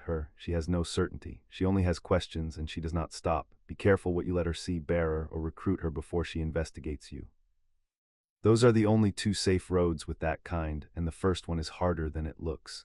Harry watched the door she had left through and wrote her into the ledger under a heading of her own, and did not yet know which road he would take. The castle, when it came, took even him. The boats crossed the black lake under a sky thick with stars, and Hogwarts rose on its cliff with every window lit, and the first tear showed Harry what the eyes could not, that the castle was not a building but a being, 1,000 years of layered enchantment grown together into something nearly alive. Wards within wards within wards, the oldest of them sunk so deep into the rock that they had stopped being spells and become a kind of geology. He had thought Diagon Alley was a river of magic. The castle was an ocean, and he was a small bright thing swimming into it, and every ward he passed turned, very slightly, toward the warmth in his chest the way the goblin at Gringotts had turned, and Harry understood that he was about to spend a year being noticed by the architecture itself. Keep the wall up even in your sleep, the voice said. This place dreams, and it dreams about what walks its halls. The Sorting Hat saw him in 4 seconds and was afraid of him for the rest. He had expected the hat to read his surface. He had not expected it to be good. The thing dropped over his eyes and went straight past the costume, past the boy, through the fortress wall as though the wall were a curtain, because the hat was older than the fortress's grammar and new doors the voice had not taught him to lock. For one bare instant the hat stood in the deep water with Harry and saw the warm sealed thing coiled at the bottom of it, and Harry felt the ancient enchantment recoil the way a hand recoils from a stove. "Oh," said the hat in the privacy of his skull. "Oh, what are you? I have sorted 1,000 years of children, and I have never—" "What did they put in you, boy?" "Nothing," Harry told it, silent, holding very steady. "Something fell in. I'm learning to be its keeper instead of its house. Don't scream." Hat did not scream. It was very old, and it had seen dark things, and it gathered itself. "You could be great in Slytherin," it murmured, and Harry felt it meant the word as a warning rather than a promise. "Ambition you have, and the cunning to feed it, and a thing in you that ambition would wake all the faster. That house would teach you to be the vessel by Christmas. It would hand you to the hunger and call it success." The hat turned, considering. "No, you need the other thing. You need a reason to stay a person. You need brothers, boy, and a house that values the gardener over the garden, or that seed will have you whatever you tell yourself in the dark." It paused. "And you need to know that one creature in this castle saw what you are tonight and chose to keep your secret. Remember that when you decide what to become. Better be Gryffindor." The table on the left roared, and Harry walked to it and sat down beside Ron, who had gone scarlet with relief, and let his face be a boy's plain happiness, and behind the wall he turned over what the hat had given him. It had seen the concordance and not betrayed him. It had told him in its ancient way the same thing the voice had told him in the room above the pub, that the easy road was the vessel, and that the only defense against the easy road was to remain, stubbornly, a person with something to lose. Two ancient powers, the law in his chest and the enchantment on his head, had looked at him on the same day and given him the same warning. He decided to take it seriously. He looked down the table at Ron and across at the doors where a bushy-haired girl was being sorted into his own house, and added them very quietly to the short list of things he had to lose. The feast was gold and impossible, and Harry ate like a boy who had been hungry his whole life, which he was. And once, lifting his eyes to the high table, he found the wrongness again. It sat between a hook-nosed man in black and the rest of the staff, Professor Quirrell in his great purple turban talking to no one, and the discord around him was worse here than it had been in the pub. The castle's clean weave bent away from him in a way the first tear showed plain, a small permanent wound in the ocean of the school. And as Harry looked, the cold old thing under the turban turned again and found him, and his scar, the thin scar he had carried all his life and never thought about, woke and burned, a single hot spike, as though the seed in his chest and the thing in the turban had recognized each other across the hall and struck a spark between them. The hook-nosed man beside Quirrell looked up at the same instant, straight at Harry, as though he had felt the spike too. "Two of them watching you already," the voice murmured. "The thing in the turban hungers for what you carry. The man in black, that one I cannot read for you. He is walled like you are, a true Clumens, the only mind at that table I cannot taste. Watch them both, and note, bearer, your scar is not a scar, it is a seam. The night I fell into your wound, a sliver of the thing in the turban fell with me. You and he are joined at the place where the world tore. When he is near, you will feel it. When you grow, he will feel you." Harry let the burning fade and let his face stay a boy's, and beneath the wall the cold anger noted a fourth and fifth direction, and the list grew, and he understood that his first night in the castle had already given him the shape of the year. A treasure hidden somewhere in these walls, a hungry old thing teaching defense and hunting it, a walled man watching him for reasons of his own, a clever girl one corridor away who noticed things. And a seam in his own forehead that would ring like a struck bell every time the hunter came close. He had come to take the machine apart from the inside. He had not expected the inside to be this crowded. He began the next morning to map it. His rules held through September. In class, he was careful and average and entirely unremarkable, and the performance was the hardest magic he did all day. In Transfiguration, he turned his match into a needle on the third try, a beat behind Hermione Granger and a beat ahead of mediocrity, exactly where a famous but ordinary boy should land, while McGonagall's sharp eyes passed over him and found nothing to fix. In Charms, he let Flitwick's feathers wobble before they rose. He fumbled on purpose the wand movements he could have performed with his eyes shut, and he let Ron be better than him at chess and meant the losing as a gift, and night by night, in the ledger no one could read, the real map grew. He read the professors. McGonagall was iron and fairness, no guile, a guardian who would die for the students and never once bend a rule she believed in, useful, predictable, dangerous only if lied to badly. Flitwick was joy and genius and an old duelist's reflexes sleeping under the cheer. Sprout was earth and patience. And Snape, the hook-nosed man in black, was the wall Harry could not read, and the not reading made him the most interesting adult in the castle. Their first potions lesson, Snape went through the class like a knife and stopped at Harry's name on the register and looked up with black eyes that gave away nothing. "Potter," he said softly, "our new celebrity." And then he asked 3 questions, fast, designed to make a coddled, famous boy stammer in front of the room. Powdered asphodel and wormhood, a bezoar, monkshood and wolfsbane, and Harry felt the questions for what they truly were. They were a probe, not of his knowledge, of his wall. As Snape spoke, he pressed, gently, expertly, against the surface of Harry's mind, a Legilimens testing whether the famous boy was as open and ordinary as he should be. Harry gave him a boy. He had read the answers in his books and knew all 3, and he let himself get one right and fumble the other 2, the right amount of clever for a child who had read ahead and panicked under pressure, and the whole time he held the fortress shut and smooth and let Snape's probe slide off blank stone shaped like a frightened 11-year-old. Snape did not find the boy. That was the trouble. Snape pressed against the wall, expecting the soft, open mind of a child, and met instead resistance, not a fortress. Harry was too careful for that, just a wrongness, a smoothness where there should have been a child's chaos, the faint, cold sense that the door he was leaning on had a lock behind it that no first year should own. Harry watched the discovery happen behind Snape's black eyes, the flicker, the recalculation, the decision to say nothing and watch.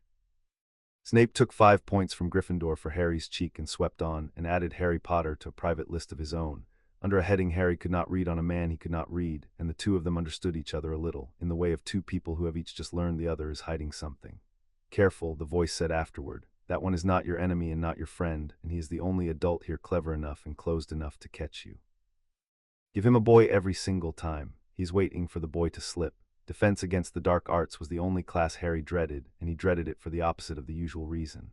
Quirrell's room reeked of garlic and fear, and the man himself stammered through a lesson on dark creatures that he plainly did not believe a word of, jumping at shadows, flinching from his own subject.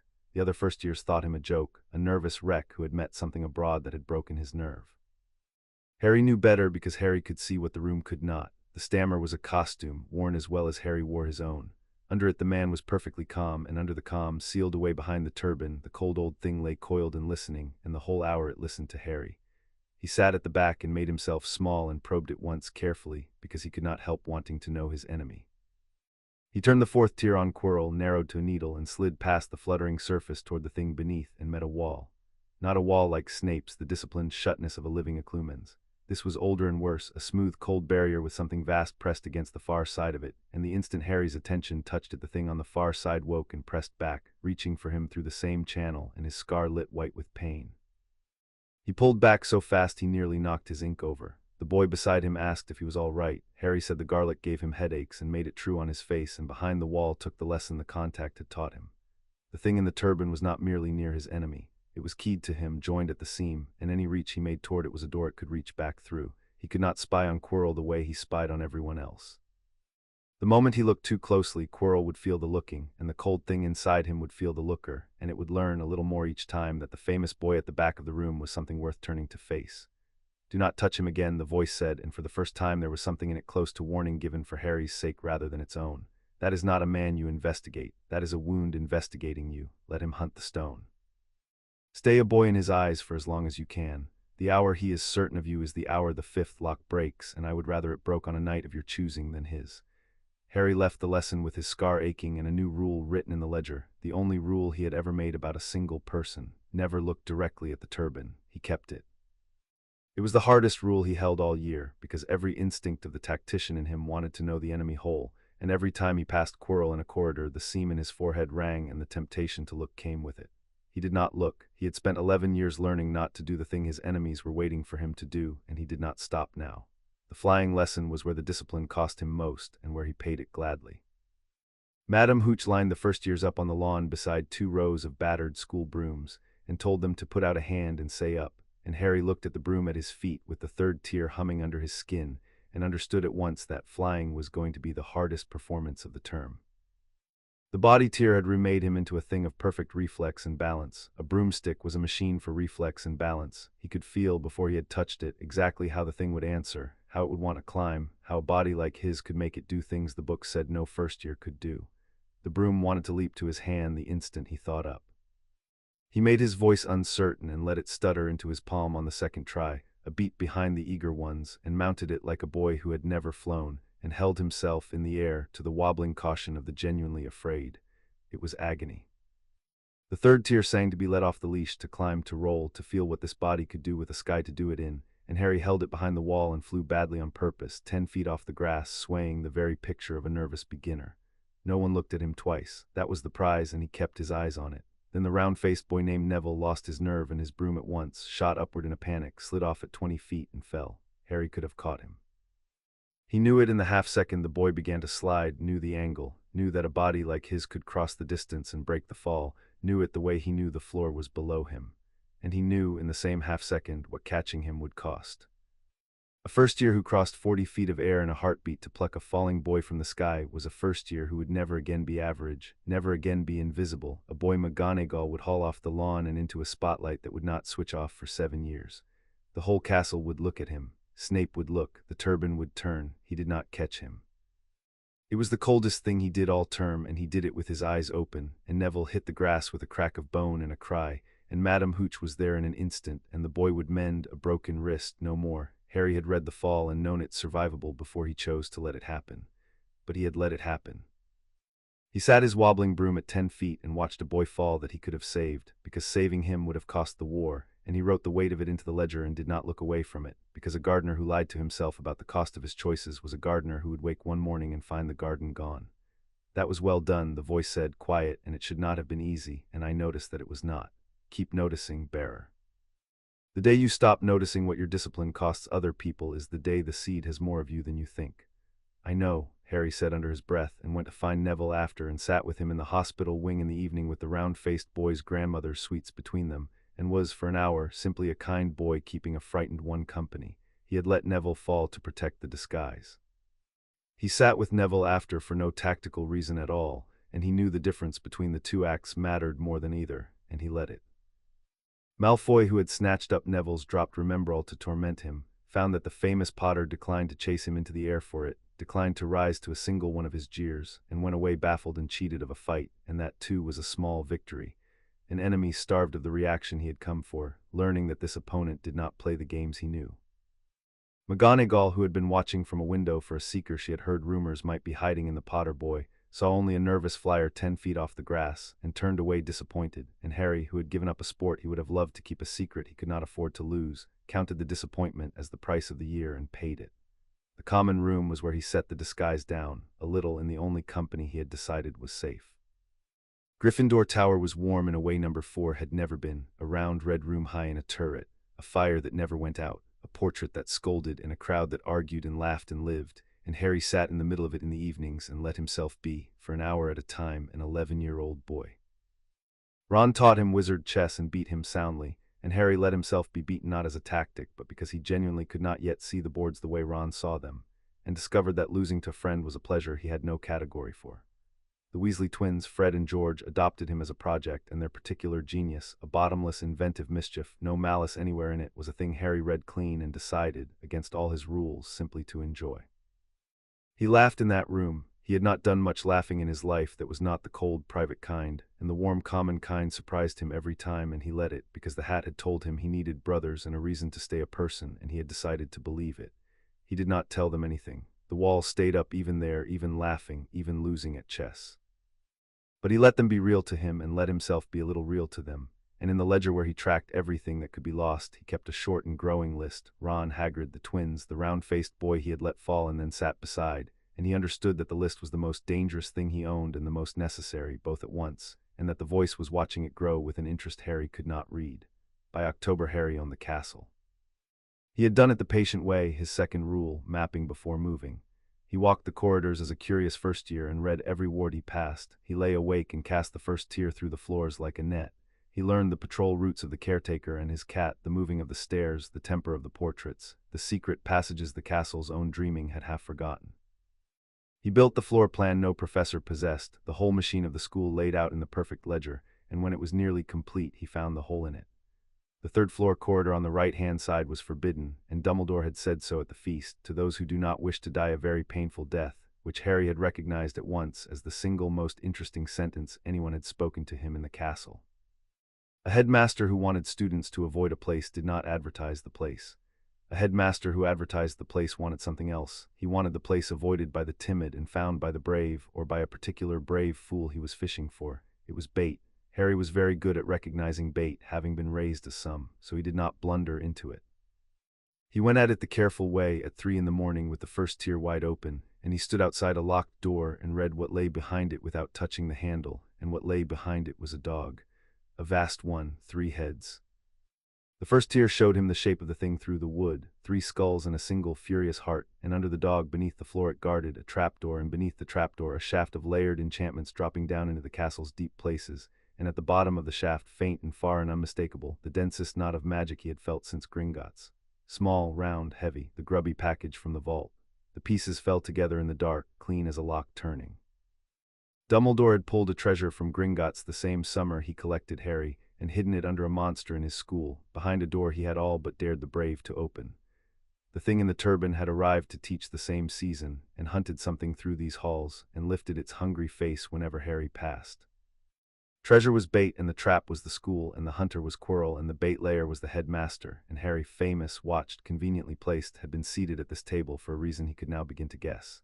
Dumbledore had not brought Harry to Hogwarts only to watch the locks. He had brought him to be near the trap.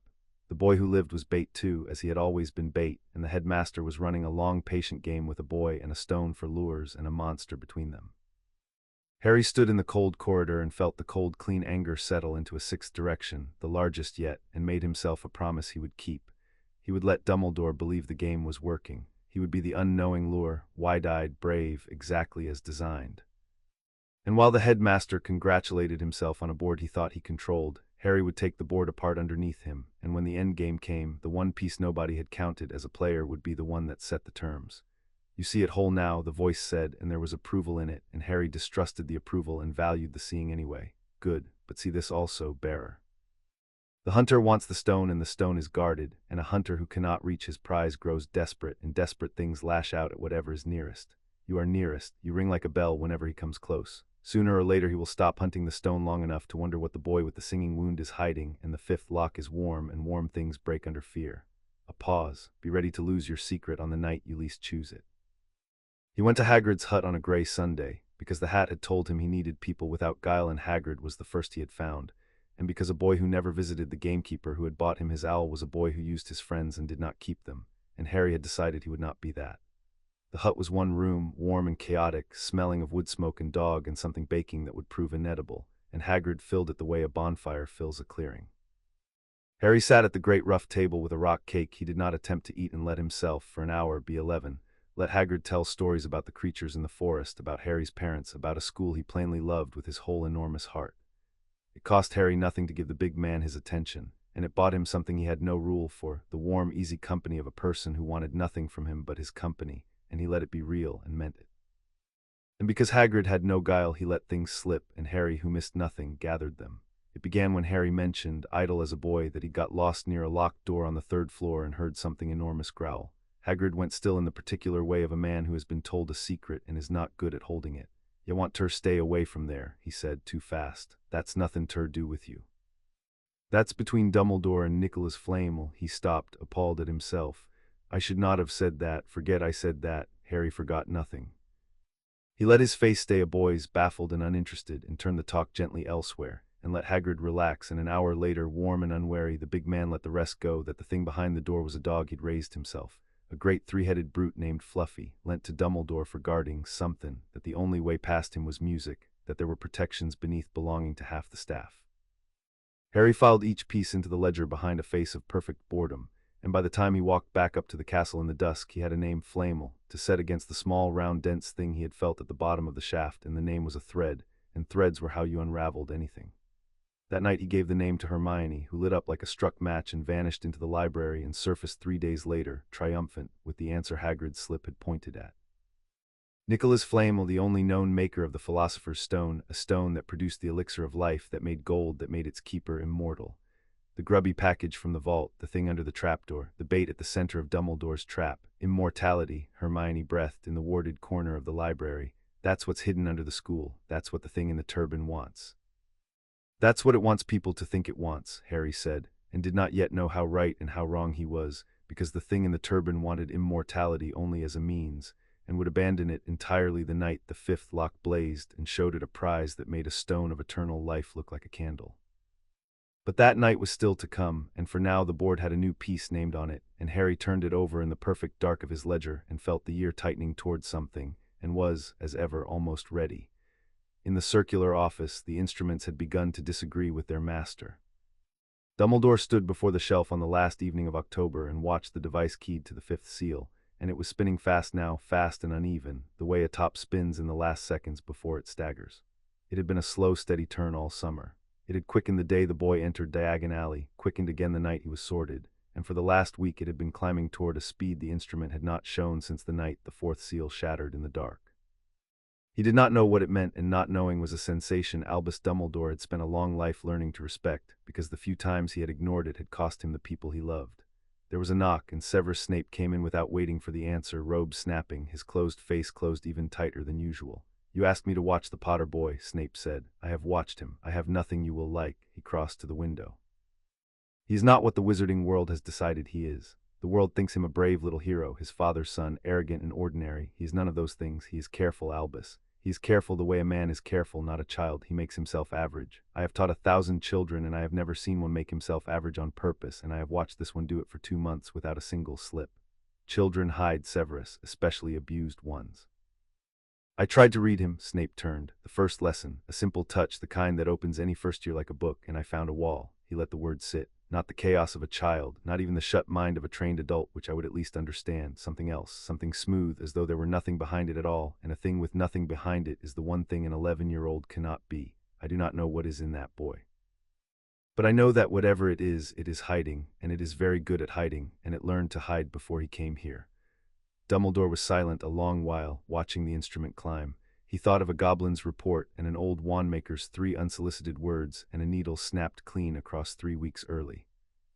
He thought of a thing he had felt in a ruined cottage 11 years ago in a baby's cradle beneath the blood, a thing he had been so afraid of that he had bound it behind 7 seals and told no one, not even Severus, not even Minerva, what he had truly done that night or why.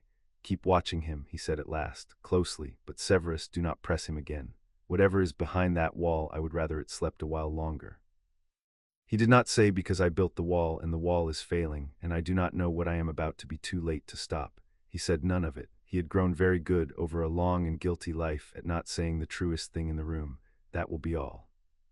Snape left, and Dumbledore stood alone with his disagreeing instruments, and far below him a troll was about to be loosed in his school by a hand he had not yet identified, and the 5th seal spun, and the old man felt, for the second time in 3 weeks, the particular vertigo of a careful person discovering that the board he thought he controlled had a player on it he had never counted. The danger, when it came from the corner Harry had flagged first and guarded least. Hermione Granger had spent 2 months adding up small wrongnesses. He had been careful, average in class, slow on purpose, a boy among boys, but careful was not invisible to a mind that noticed everything and forgot nothing, and Hermione noticed the wrong things. She noticed that Harry never seemed to study and never seemed lost. She noticed that he asked no questions in the library but always knew where the book was. She noticed once in Charms that when Flitwick sprang a question on the class with no warning, Harry's eyes moved to the answer in his open book a full second before he could have read it, as though he already knew which line it was on. Small things, nothing a teacher would catch. everything a lonely, brilliant girl with no friends and too much attention would catch and turn over and begin, quietly, to investigate. She cornered him in the library on the last day of October, while the castle filled with the smell of the Halloween feast, and she sat down across from him with a stack of books and a frown she had clearly rehearsed. "You're not what you're supposed to be," Hermione Granger said, "are you?" And Harry, who had 4 tears behind a wall and a law asleep in his chest and a year's careful disguise to protect, looked at the one person in the castle clever enough to have found the seams, and understood that the voice had been right about the 2 roads and that he was out of time to choose between them, and that the choosing was about to be taken out of his hands entirely, because far below them in the dungeons a mountain troll 12 feet tall had just been let into the castle, and it was walking with the slow certainty of a thing aimed toward the library on the 2nd floor. The 5th lock, warm for 3 months, began very quietly to burn. Chapter 3 and Chapter 4, the 5th lock. "You're not what you're supposed to be," Hermione Granger said again when he did not answer. "I've watched you for 2 months. You never study and you always know. You never look lost and everyone else does. In Charms last week you found the answer in your book before you could have read it. Either you're a liar about how hard you work, or—" She stopped, because the brilliant, honest engine of her mind had run ahead of her courage and found a conclusion she had no frame for. "I don't know what the or is, that's why I'm asking. What are you?" Harry looked at her across the library table and ran, in the space of a breath, the calculation he had been putting off for 2 months. He could lie. He was good at it. He could give her a humble shrug and a story about a hard childhood teaching him to study in secret, and she might even half believe it, and she would keep watching, and one day she would catch a slip he could not explain, and the watching would never stop. Or he could do the harder thing the voice had named, recruit her before she investigated him, and trust the most dangerous mind in the castle with a thread of the truth. He had not decided which, and then the castle decided for him. The first tier felt it before any of his other senses could, a great clumsy weight of badly made magic moving through the dungeons and up, a thing of crude animation and crueler instinct, 12 feet of it, walking with the slow certainty of a thing that had been aimed. Someone had loosed it. Someone had loosed it tonight on Halloween while the whole school sat at the feast and the corridors stood empty. A diversion, Harry understood at once, a great stupid distraction to pull every teacher to the dungeons while the loosener went somewhere a teacher was supposed to be. The 3rd floor, the Cerberus, the trapdoor in the stone beneath, the hunter had made his move. And the diversion he had chosen was walking straight toward the library where 2 first-years sat alone, because trolls go toward sound and warmth and the library smelled of 2 small lives. "We have to go," Harry said, and his voice came out wrong, flat, fast, adult, and he saw Hermione register the wrongness even as she opened her mouth to argue. "Now, don't ask. There's a troll in the school and it's coming this way." "A troll? How could you possibly?" The doors at the far end of the library boomed open. It came through the stacks like a landslide given legs, gray and vast, its head small and stupid above shoulders that scraped the high shelves, a club of torn wood the size of Harry dragging from one fist. The smell hit a half-second later, a stench of rot and bog. Hermione made no sound at all, which Harry would respect for the rest of his life. She did not scream. She went white and still and grabbed his sleeve, and her mind, even in terror, kept working because she whispered, "The door behind us, there's a door behind the restricted section," and she was right and they ran for it. It was not enough. Harry knew it was not enough while they ran. Troll was slow, but the library was not large, and the door behind the restricted section opened on a dead-end study, a stone box with one way out, and they were in it and turning before Harry's racing mind caught up with his feet and told him what a mistake the dead end was. The troll filled the doorway behind them. There was nowhere left to run, and a clever girl pressed against the back wall with her hands flat on the stone, and 12 feet of aimed muscle raising a club to bring the ceiling down. Harry had 4 tears behind a wall and a year of discipline holding them there, and in the half-second the club came up he made the only calculation that mattered and discarded the discipline whole. He could not keep the secret and keep her alive. Those were the terms, laid out clean as a chess problem with one move on the board. If he stayed the careful boy, Hermione died here under a club on Halloween, and the disguise survived, and Harry walked out of this room having traded a life for a costume. He had let Neville fall to protect the disguise because Neville would mend. Hermione would not mend. There was no version of the next 2 seconds where the costume mattered, and he found in the cold, clear center of himself that he did not even have to think about it. He stepped between the girl and the troll and reached behind the wall and threw it down. The 3rd tier came first because it was fastest, his body unlatching into the thing it truly was, time stretching, the club's descent slowing to something he could read. He shoved Hermione sideways out of the line of the blow with a strength no first-year owned, and the club came down where she had been and shattered the stone floor, and the room rang. Then the 2nd tier, Will, and he caught the backswing of the club with a fist of pure intent and held it, 12 feet of trolls straining against a force that came from nowhere, the monster bellowing its confusion. He had perhaps 2 seconds before the thing's brute mass overwhelmed the hold. He spent them reaching for the only tear that could end this, the fourth, casting the intent sense into the troll to find the seam in its tiny mind where a command might take, and found, instead, the magic that made it walk. It was crude. He saw that in the instant the fourth tear touched it. The troll was not merely a beast, but a beast wound up like a clock. A thick, ugly enchantment of compulsion and rage laid over the animal by the hand that had aimed it, an instruction written in the broken dialect the wizards used: go, find, kill. He could read the instruction. He had read 1,000 enchantments this year and never been able to do more than read them. And the fifth lock, warm against his sternum for 3 months, pressed against the inside of his chest where the troll's clumsy spell pressed against the outside of his understanding, and the two pressures met, and the lock did not crack. It opened the way a throat opens to speak. The world went white and silent and vast. Harry stood on the black plain again, under the sky crowded with turning geometries, and this time the voice did not declare from a distance.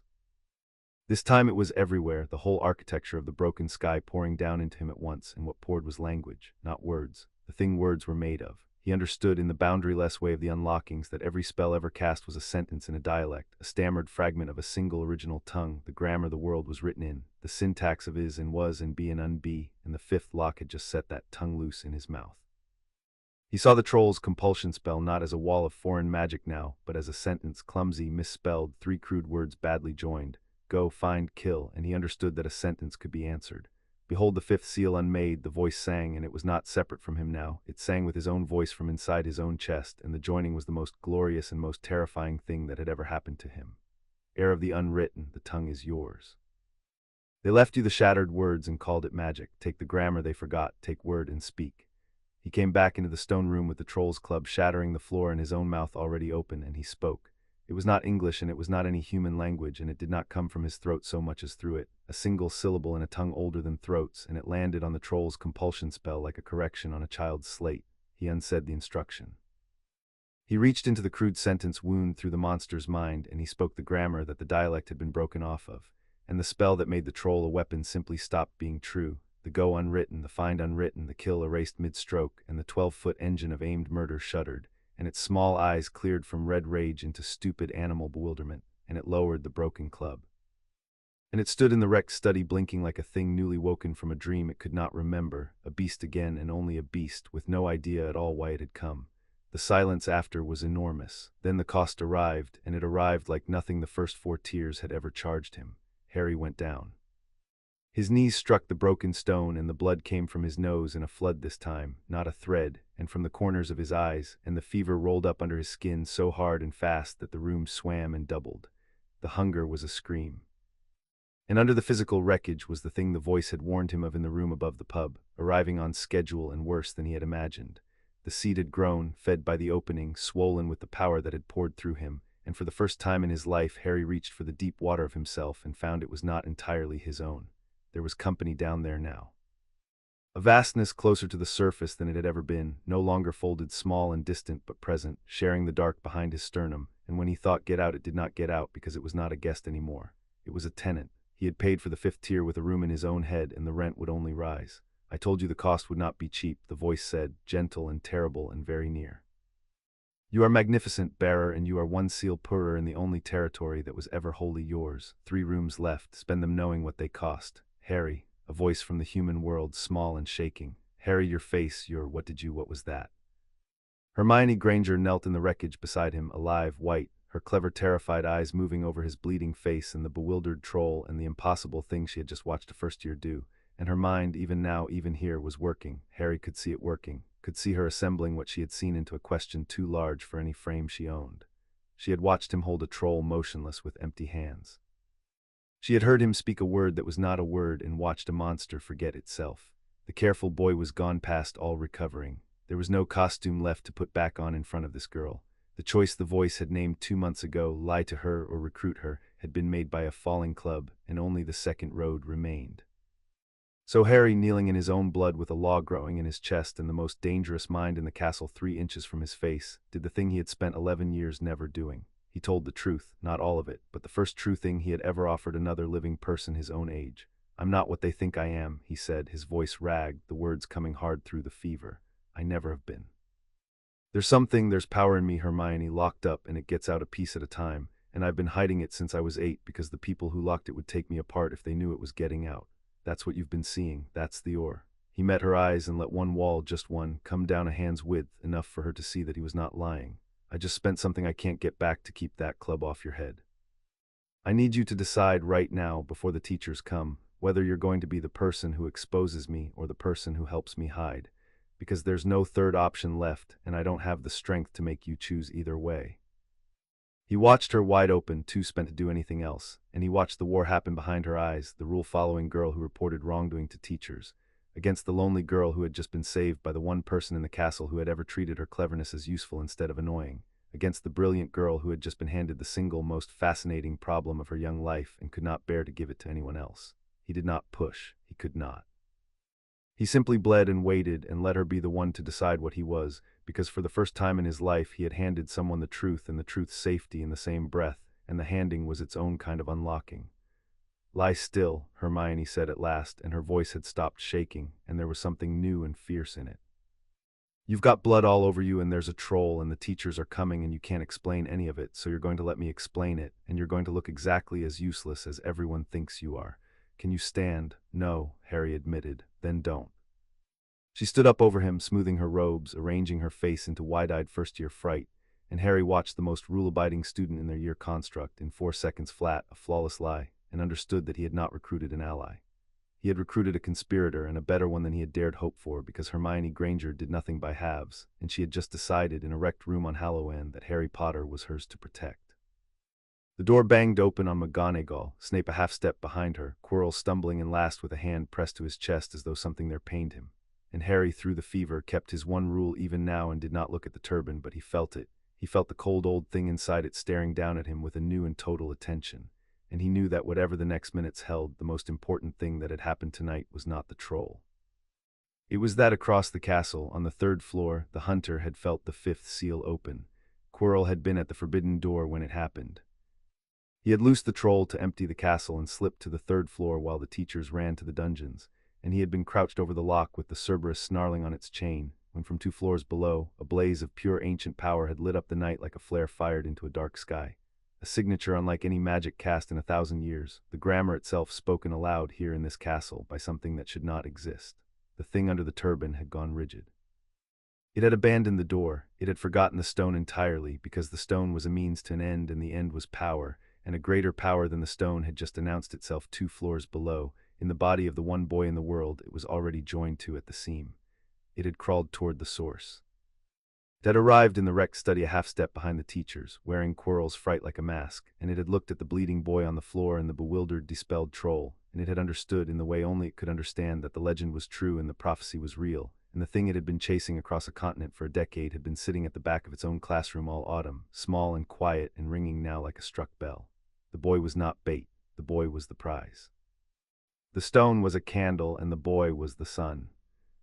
Harry on the floor felt the attention land and did not look up, and let McGonagall fuss and let Hermione lie. "It came after me, Professor. I went looking for it because I read about them and I thought, oh, it was so stupid. And Harry and Ron came to find me and Harry pulled me out of the way and hit his head. Let the whole flawless fiction wash over the room, and behind the wall, with the seed swollen large in his chest and a loss sharing the dark of his mind. He made a single cold decision that would shape everything after. He had a new and total enemy who now knew exactly what he was. He had 3 locks left and a hunter who would force them all if he could, and he no longer had the luxury of patience.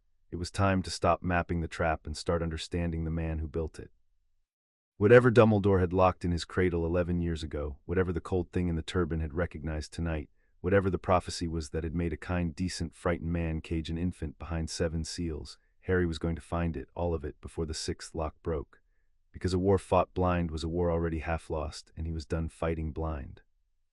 He spent 2 days in the hospital wing, which Madame Pomfrey blamed on a concussion, and Harry knew was the 5th tier's bill coming due. The fever burned through a night and a day. He ate everything the matron brought and asked for more, and beneath the physical wreckage the true cost settled in to stay. The seed was close now. He could not reach the deep water of himself without brushing against it, and worse, he caught it twice, moving on its own, a stray thought that was not his. A pull toward the 3rd floor corridor he had not chosen to feel, the faint constant pressure of a will that wanted out and had learned with the 5th tier that it could nudge. He built the fortress higher. The fortress was his, the voice had promised, and the promise held, but he understood now that he was no longer walling the world out of his mind. He was walling a tenant into a smaller and smaller room, and the tenant grew with every lock, and there were only so many rooms left.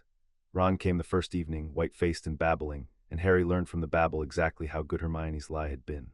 Ron believed every word of it, believed he himself had been there, half believed he had helped, was already retelling the night to anyone who would listen with the details Hermione had fed him slotted seamlessly into his own memory.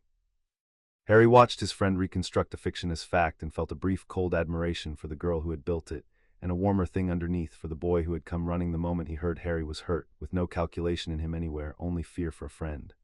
"You could have died," Ron said, scandalized, as though dying were a breach of etiquette. "Both of you. Hermione said you pulled her out of the way. That was," he went red, "that was decent, mental, but decent."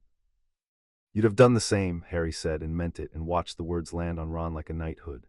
From that night the three of them were a unit, fused in the way only a shared near-death can fuse children, and Harry let it happen and was glad of it, because the hat had told him he needed brothers and the ledger of things he could lose had just acquired its most important entries. Hermione came on the second day, when Pomfrey had gone to her office, and she did not babble. She sat in the chair by his bed with a book in her lap she was not reading and looked at him with the steady fierce attention that had frightened him for 2 months, and now did not. "I lied to 2 teachers and the deputy headmistress," she said. "I have never lied to a teacher in my life. I made Ron believe he did something he didn't do. I rewrote what happened in a room with a ministry-classified magical creature in it." She set the book down. "So I think I've earned the rest of it, not the troll, the or. What's locked in you, who locked it, what you spoke that made a troll forget itself, all of it. Because I am very good at keeping secrets, I understand, Harry, and absolutely terrible at keeping ones I don't, because I can't stop poking the ones I don't." It was, Harry thought, the most honest threat anyone had ever made him, and the most useful, because she had just told him precisely how to keep her loyalty, feed the engine. Hermione given a mystery to solve would die before she handed it to anyone else. A Hermione kept in the dark would solve it anyway and might not stay quiet about what she found. So he gave her the second road fully, the one he had only cracked open in the wrecked study. He told her about the locks, 7 of them, set in his infancy, breaking one at a time, 5 gone now. He told her about the tears, naming them, and watched her eyes go wide and bright as a child's on Christmas morning at the sheer architecture of it. He did not tell her about the voice, the concordance, the seed, the tenant in the deep water that he kept behind the wall, because a law growing in his chest was not a secret he was ready to make real by saying it aloud, and because some part of him, the part that had handed her the truth, wanted to protect her from the size of the thing as long as he could. He gave her a boy with caged power and a hidden enemy. He did not give her a boy growing a god.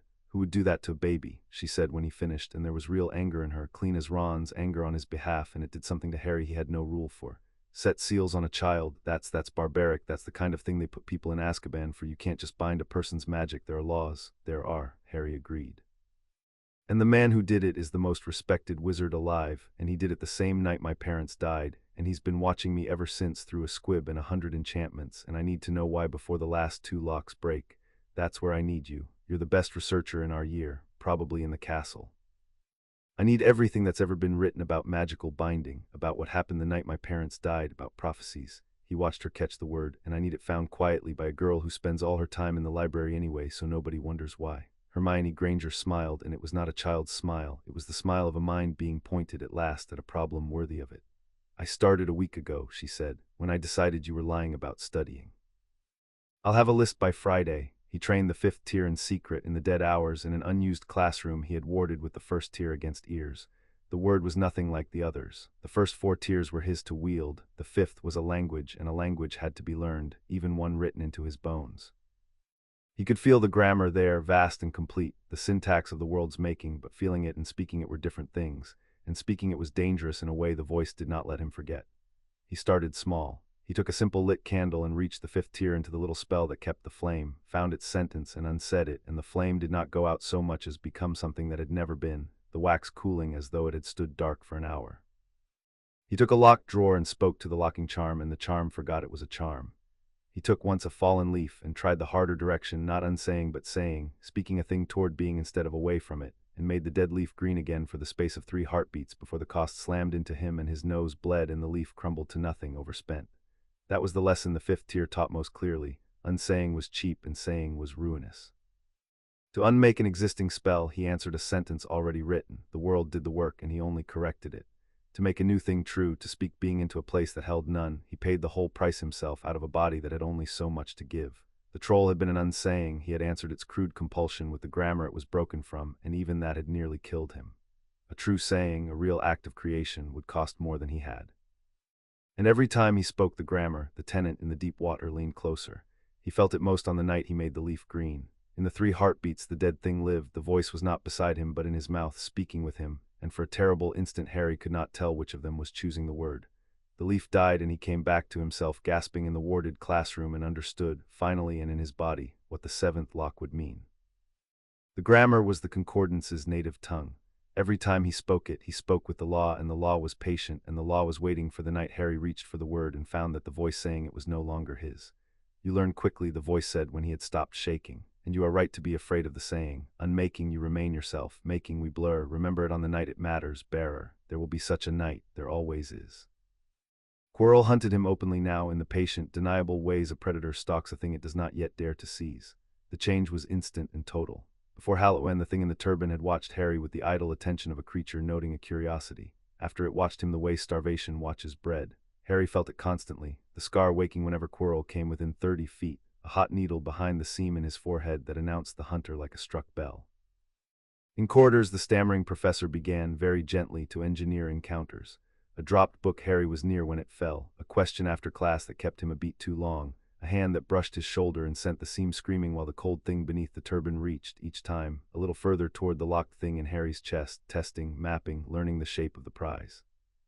Harry kept his one rule and did not look at the turban, not once, and gave the hunter a frightened boy with headaches every single time. But he could not stop the contact, and he could not stop what the contact taught the enemy, and he understood that the truce of his disguise had a clock on it now. Quirrell knew what he was. Quirrell would not move until he was certain he could take it, and every brush in every corridor brought that certainty closer. It was Snape who complicated the board. Twice that fortnight Harry felt Quirrell's attention close in a stairwell in the entrance hall after dinner, and twice, before the hunter could engineer his contact, Severus Snape appeared from nowhere, black robes and blacker temper, and inserted himself between them, and drove Quirrell off with nothing more than a cold word and a colder stare. Harry read the scenes with everything he had and could not make them simple. Snape loathed him, that was plain, a personal old hatred Harry did not understand and had stopped trying to. And yet Snape was guarding him, deliberately, placing his unreadable walled self between Harry and the thing in the turban again and again, as though the man had appointed himself a shield he resented being. Harry could not read Snape, the man was the one true accumens in the castle, a wall like his own. But he could read the pattern, and the pattern said that Severus Snape knew Quirrell was dangerous, knew it was the stone Quirrell hunted, and had decided, for reasons of his own that ran back further than Harry could see, that the Potter boy was to be kept alive whether the Potter boy deserved it or not. It was the second adult in the castle to bend his whole self around Harry's protection. Hagrid had done it out of love.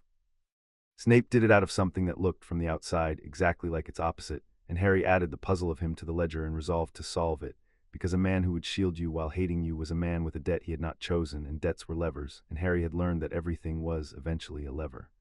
In the circular office, 2 floors up and a world away, Albus Dumbledore stood before a shelf of screaming instruments. The device keyed to the 5th seal had not wound down, and it had not snapped clean across like the 4th. It had exploded, burst into silver fragments that hung in the air of the office, turning, refusing to fall, and around them every other instrument on the shelf had woken and begun to shriek, a chorus of small silver alarms he had built over decades, and never once heard all sound at the same time. He stood in the center of it, an old man in a room full of screaming, and the thing he had been refusing to conclude since the boy's 11th birthday finally forced itself past every defense he owned and stood before him plainly. The seals were not dissolving, they were being broken.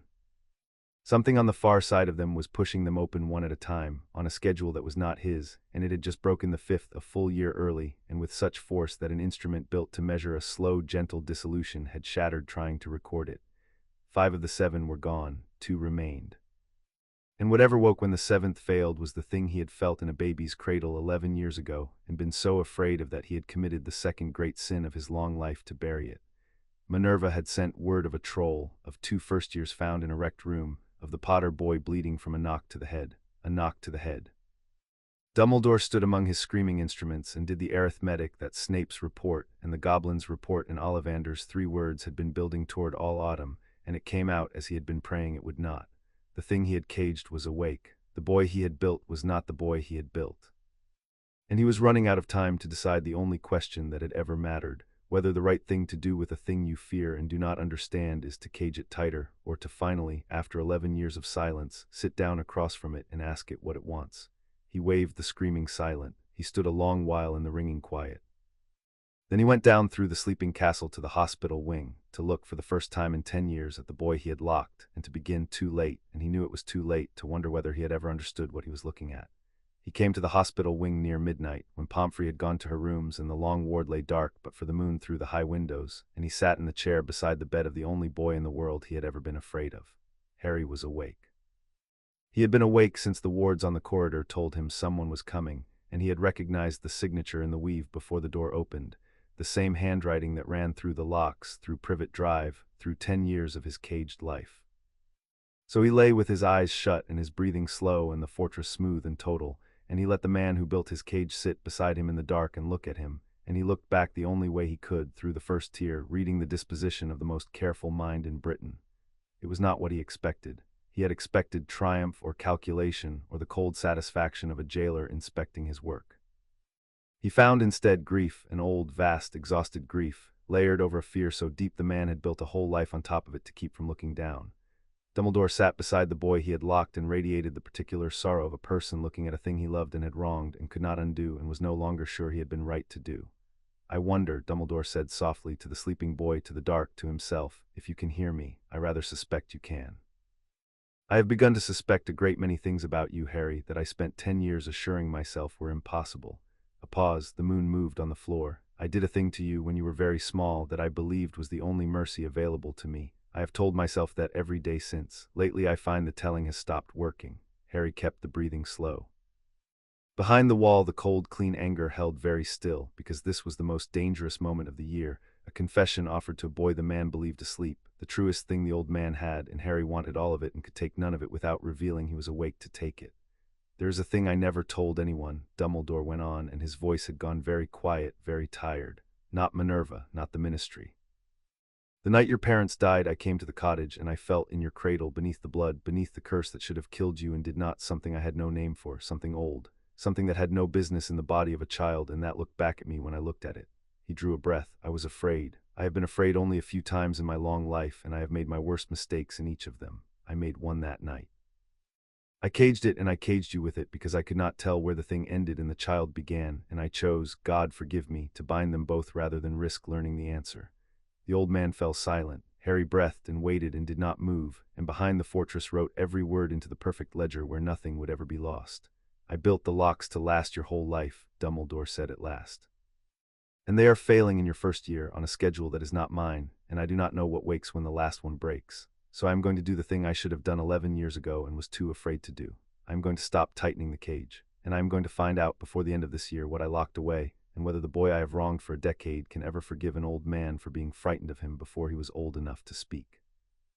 He rose slowly, an old man in the dark. "Sleep, Harry, whatever you are safe in this castle as much as I can make you so. It is the least I owe, a debt I can never repay."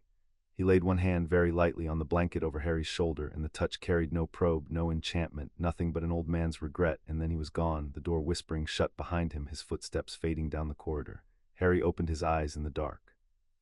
He had come to Hogwarts intending to take apart the man who caged him, and he had spent the autumn assembling that man into a villain, the architect, the jailer, the spider at the center of the web. And the architect had just sat in the dark and confessed to a sleeping child that he had been a frightened man who made a terrible choice and had stopped being sure he was right, and Harry, who could read the difference between performance and truth better than anyone alive, knew that every word of it had been true. It made the war harder, not easier. A villain he could have destroyed without a backward glance. This was something worse, a decent man who had done a monstrous thing for understandable reasons and was sorry, and was still even sorry, his jailer. Forgiveness and freedom were not the same, and Harry intended to have his freedom whatever the old man felt about the having of it. "He's afraid of me," Harry said to the dark, to the seed, to the log growing patient in his chest. "Even now, even sorry. He still doesn't know what I am, and he's going to spend this year trying to find out." "So are you," the voice said. "That is the one thing you and the old man truly share, bearer. Neither of you knows yet what you are becoming. The difference is that he is hoping to survive the answer." A pause, and something almost gentle moved through the dark behind his sternum. "And you intend to write it." Harry lay back against the pillow and looked at the moon on the ceiling and did the cold arithmetic one more time, and for the first time it had a new term in it, an old man's grief, which was not a weakness to exploit and not a debt to collect, but a thing he did not yet know what to do with. He set it in the ledger unsolved, beside the puzzle of Snape, beside the list of things he could lose. Then he closed his eyes and let the fortress take the night and slept, and somewhere 2 floors above a shelf of silver instruments turned in the dark and counted down the 2 locks that remained. Chapter 4 and Chapter 5. Who built the locks the weeks after Halloween taught Harry that having things to lose changes the arithmetic of war. He had spent 11 years calculating with a single variable himself, and the calculations had been clean because the only life on the board was his own. Now there were 3 lives and the cleanness was gone. Ron Weasley laughed at his elbow at every meal and lost to him at chess on purpose now, having worked out that Harry let him win and deciding to even the ledger. Hermione Granger sat across from him in the library every evening, building a case against the most powerful wizard in Britain with the grim joy of a scholar handed a forbidden text. They did not know what he was. They knew enough to be in danger for him, and they had chosen it anyway, and Harry found that the choosing had reorganized something in his chest that no lock had ever touched. He trained in the dead hours in the warded classroom, and the 5th tier deepened under his hands. He could unsay a lit torch from across a room now without bleeding for it. He could read a ward and answer it in the same breath, unmaking enchantments faster than he could once merely see them. But the saying, the true direction, the speaking of being into a place that held none still cost more than he had, and still drew the tenant closer, and Harry had learned to ration it like a poison that was also medicine. Twice that fortnight he reached for the deep water of himself and found the seed waiting nearer than before, patient, present, no longer a thing he visited but a thing he lived beside. He built the fortress higher and understood that the building was a holding action and not a cure. And over all of it, constant as weather, was the pressure of the thing in the turban. The scar woke whenever Quirrell came within 30 feet, and Quirrell came within 30 feet more and more often now, manufacturing his small deniable contacts, each one a hand reaching toward the locked thing in Harry's chest. Harry kept his one rule and never looked at the turban, and gave the hunter a boy with headaches, and felt the truce of his disguise wearing thin as old cloth. He could not fight blind any longer.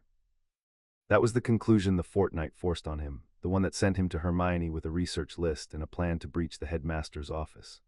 A war against a frightened jailer, a hungry hunter, and a law growing in his own chest was a war he was currently fighting with half the board hidden, and the half he could not see was the half that would kill him. He needed to know why he had been caged, what the prophecy said, what the stone was for, and what the thing in the turban truly wanted.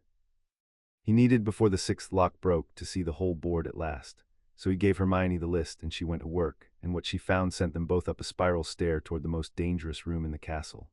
Hermione delivered her list on a Friday, as promised, in a corner of the library behind a rampart of books she had stacked to hide their faces, and the list was a map of everything Harry was not allowed to know. "I'll start with the bad news," she said, sliding a sheet of her cramped notes across the table, "which is that there's almost nothing. Magical binding of a person's core is illegal under 6 separate statutes. Binding a child's core is a crime that carries a life sentence in Azkaban. There is no recorded legal case of it being done in 200 years, because it's the kind of thing that ends careers and marriages and lives." She tapped the page. "Which means whoever did it to you did it knowing exactly what it was and did it anyway, and has kept it secret for 11 years and is powerful enough that no one has ever asked. That narrows the suspect list to about 1 person in Britain." "I know who did it," Harry said. "I've known since my birthday. It's the why I'm missing." Then here's the worst news. Hermione pulled a second sheet from beneath the first, and her voice dropped, and Harry saw that whatever she had found had frightened her.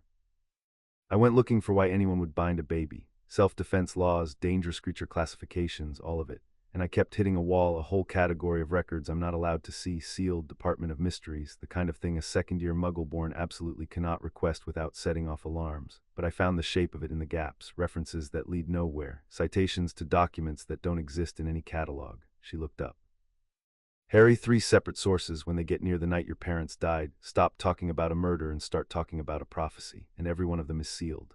The word landed in Harry exactly where the voice had told him it would. Prophecy. He had said it to her 2 weeks ago in the hospital wing, watching to see if it meant anything, and it had meant nothing to her then. Now she had run it down on her own and found a wall around it, and a wall meant a thing worth walling. "Where would the original be?" he asked. "A real prophecy recorded, Department of Mysteries, the Hall of Prophecy, completely unreachable." She hesitated. "But a copy, a memory of it, kept by someone who was there when it was spoken." She did not finish because they were both looking at the same answer, and the answer was a circular office at the top of a spiral stair behind a gargoyle, guarded by the most powerful wizard alive. "He keeps a pensive," Harry said. He had read it in the office the night he had cast the first tear through the castle's floors, a basin of stored memory, silver and cold, sitting on a shelf among the screaming instruments. "He keeps his memories in a basin. If he was there when it was spoken, it'll be in there." Hermione's face did a complicated thing, the rule follower and the conspirator and the scholar all arguing at once, and the scholar won, as Harry had known it would. "If you get caught in the headmaster's office," she said, "there is no lie I can build that saves you. None. I want that on the record before I help you plan it." "Noted," Harry said. "Now help me plan it." He went on the night of the next staff meeting, when the first tier told him the office was empty and would stay empty for an hour. Getting in was a lesson in everything the year had taught him. The gargoyle that guarded the spiral stair answered to a password, and Harry did not have the password and did not need it, because the fifth tier had given him the grammar, and a password charm was only a sentence open to the word closed to all else, and Harry reached into it and unsaid the closed to all else, and the gargoyle, confused, decided that everyone was now the word and stepped aside. The cost was a thin trickle of blood from one nostril, which he wiped away. Unsaying was cheap. He had learned that on 100 candles and locks in the warded classroom, and now he spent the lesson on a gargoyle and climbed the moving stair into the office of the man who had caged him. The instruments were quieter now. Dumbledore had calmed them since Halloween, but the two keyed to the remaining seals still turned on their shelf, the sixth slow, the seventh slower, counting down the last of him. Harry passed them and went to the pensive and stood over the cold silver basin where 100 bottled memories shimmered, each labeled in the headmaster's hand, and he read the labels with the perfect attention of the fourth tier until he found the one he had come for. A small crystal vial older than the rest, the ink faded, 2 words on the label, Trelawney Prophecy. He poured it into the basin, and the silver surface cleared, and he put his face to it and fell into someone else's memory. He stood in a dim upstairs room of a shabby inn, and a much younger Dumbledore sat across a table from a gaunt woman with enormous glasses and a shawl, interviewing her for a teaching post she was plainly going to fail to get. And then the woman's face went slack and her eyes rolled white, and a voice came out of her that was not her voice, a voice that rang in the bones of the room, and Harry stood in the borrowed memory and heard the thing that had cost him his childhood. "The old law stirs in the line of those who thrice refused the dark. The seed of the broken concordance shall waken the child marked by the ending word, and the child shall grow to hold the whole of it, the law made flesh, the first since the breaking. And he shall be its key to wind the world beneath the one rule once more, the concordance whole and the will of men ended. Or he shall be its cage to take the waking law into himself and end it, and free the world of its one law forever. And the hand that binds the seed shall hasten what it would halt, for a caged law grows hungry, and a hungry law grows fast. The child comes as the old century dies, and the choice of key or cage shall be his alone, and the world's alone to suffer." The woman slumped. The young Dumbledore sat very still, his face white in the candlelight, a man who had just been handed a future too large to hold. And the memory showed Harry one thing more, the thing the headmaster had clearly preserved it for. A small sound at the door, a faint scuffle, an eavesdropper on the stair, and the young Dumbledore rising, crossing to the door, finding it open and the corridor empty, and standing there with the dawning horror of a man who realizes the prophecy has just been overheard by ears he cannot identify. Harry came up out of the basin into the silent office, and he understood at last the whole shape of his cage. The prophecy had named 2 roads, and only 2, and both of them ended the world Dumbledore loved. Key. The concordance restored, the one law clamped back over creation. Every human will subordinate to a grammar that did not care for people, the return of a tyranny so old it predated tyranny. Cage, the law taken into a single body and ended, destroyed, the last splinter of the old order snuffed out forever, which sounded like salvation until you understood what it would cost the body that did the ending, and what it would mean to unmake a thing woven into the foundations of magic itself. 2 roads, both terrible. And the prophecy had handed the choice between them to a child not yet born, and told the binder in plain words that binding the seed would hasten it. A caged law grows hungry, a hungry law grows fast, and Dumbledore had heard that line and understood it, and had bound the seed anyway. That was the thing Harry had not been able to forgive and could not stop turning over. The prophecy had told the old man that caging the seed would make it worse. And the old man, faced with a child holding a sleeping law and a future with 2 doors both opening onto ruin, had decided that a slow hastening he could watch was better than a free choice he could not control. He had not bound Harry to keep him safe. He had bound Harry to keep the choice from being made, to hold the seed dormant and the boy ordinary and the terrible door shut for as long as a lock could shut it, and to pray he died of old age before the praying ran out. It was not the act of a villain. It was the act of a man so frightened of 2 bad choices that he had stolen the choice from the one person the prophecy said it belonged to. And the prophecy had told him it would not work, and he had done it anyway, because doing something felt better than doing nothing, and now the locks were failing on a schedule that was not his, exactly as the dead seer's voice had promised in a shabby room 30 years before. "It says the choice is mine," Harry said aloud, to the empty office, to the turning instruments, to the seed grown close in his chest. Mine alone. He heard that, and he tried to make it his. "I did," said Albus Dumbledore from the doorway. "It is the great regret of my life, and I have a great many to choose from." Harry turned. He had not heard the gargoyle, had not felt the stair move. The old man had come up through some passage the first tier had not mapped, and was standing now at the edge of his own office watching a first-year stand over his pensive, and there was no surprise in him at all. He had known, he had perhaps arranged it. The empty hour, the calmed instruments, the unguarded basin. Harry recalculated the whole evening in a heartbeat and understood that he had not broken in. He had been let in by a man who had decided to stop tightening the cage and could not bring himself to simply open it, and so had left the door unlocked and waited to see if the boy was clever enough to walk through. "You wanted me to find it," Harry said. "I wanted to stop lying to you," Dumbledore said, "and I discovered I had forgotten how to tell the truth out loud after so many years of keeping it. So I left it where a sufficiently determined boy might take it for himself. It is a coward's way of confessing. I am, in the matters that fright me most, a coward. I should like you to know that I know it."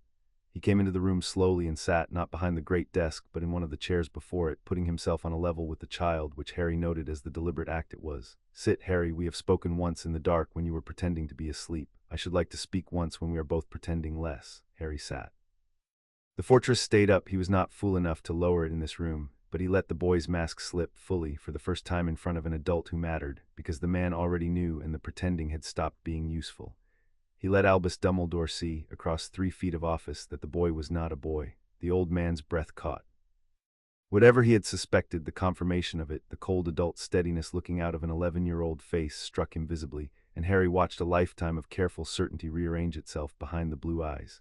"There you are," Dumbledore said softly. "I have wondered all year whether there was anyone behind the wall. I am glad of it, and I am terrified of it, and I think those are the correct responses." He folded his hands. "Ask me. Whatever you came here to learn that the pensive did not give you, I will not lie to you again. I have done enough of it." So Harry asked, and the chess began, and it was the strangest game of his life. 2 players who had each decided to tell the truth, and each understood that telling the truth was itself a move, and neither of whom would tell all of it. Harry asked why, and Dumbledore told him about the fear in the cradle, the night he could not tell where the law ended and the child began, the choice to bind both rather than risk the answer, all of it confirming the bedside confession, none of it new. Harry asked what Dumbledore intended now, and the old man said simply that he did not know, that he had spent 11 years certain and was now certain of nothing except that he had been wrong to steal the choice, and that he would not steal it again. And Harry in turn gave the old man truths and kept the largest one behind the wall. He confirmed that the locks were breaking, 5 gone, 2 left. He confirmed that he had mastered what each unlocking gave him. He let Dumbledore understand that the boy was powerful, disciplined, and entirely awake to the game, but he did not tell him about the voice. He did not say that the seed was not dormant but speaking, that it shared the deep water of his mind, that every lock brought it closer to the surface, and that the 7th would decide whether Harry held the law or the law wore Harry. Because the moment Dumbledore knew the seed was awake and growing, the frightened decent man might decide that the merciful thing, the only thing, was to do what the prophecy's second road described, to help end the law, whatever it cost the body it lived in. And Harry had no intention of being the cage. He had no intention of being the key. He had decided on the floor of a wrecked study with a troll forgetting itself that he would be neither, and that decision was the one card he could not let the old man see. "May I ask you something?" Dumbledore said. "That I have no right to ask." "You can ask," Harry said. "I'll decide if you have the right." The old man almost smiled. "When did it begin, the unlocking?" "The instruments told me the first 3 came at 8, 9, and 10, exactly as I designed them to dissolve, and I comforted myself with that all these years because a schedule kept is a schedule controlled." He paused. "But you were not 8 when you became what I am looking at now. A child does not learn to wall his mind and read a room and make himself average for the safety of it in a single year. So, when did you understand what was happening to you? When did you decide to hide it?" Harry considered how much to give and gave the truth because the truth was a move and this one cost him nothing. "The first night, 8th birthday, the first lock broke and the world turned to texture and I could suddenly see the wards in the house and I understood 3 things before morning." He held up a finger for each. "That I was being watched, that the watching was hidden from me on purpose, and that a child who could see the watching and let it show would be taken somewhere worse than a cupboard. So I hid it. I was 8. I've been hiding it ever since." He let that land on the old man. "You want to know the cruelest part? You taught me to, not on purpose, but every ward you laid, every watcher you set, every careful invisible cage, they taught me that the people in charge of my life would rather manage me than know me. A boy learns fast in a house like that the only safe thing is to be underestimated. I got very good at it. You should consider that you're doing, headmaster. You built the locks, you also built the boy who learned to break them quietly." Dumbledore was silent for a long moment, and Harry watched the words go into him and find the soft places, and watched the old man choose not to defend himself, which was, Harry conceded, a kind of courage. "I have spent my life," Dumbledore said at last, "believing that I could see further than other men, and that seeing further obliged me to decide for them. I decided for your parents once in ways I will not burden you with. I decided for you in your cradle. I have decided for a great many people, always for the greater good, and I have only lately begun to count the cost of all that deciding, the people who were never given the chance to be more than what I had decided they were.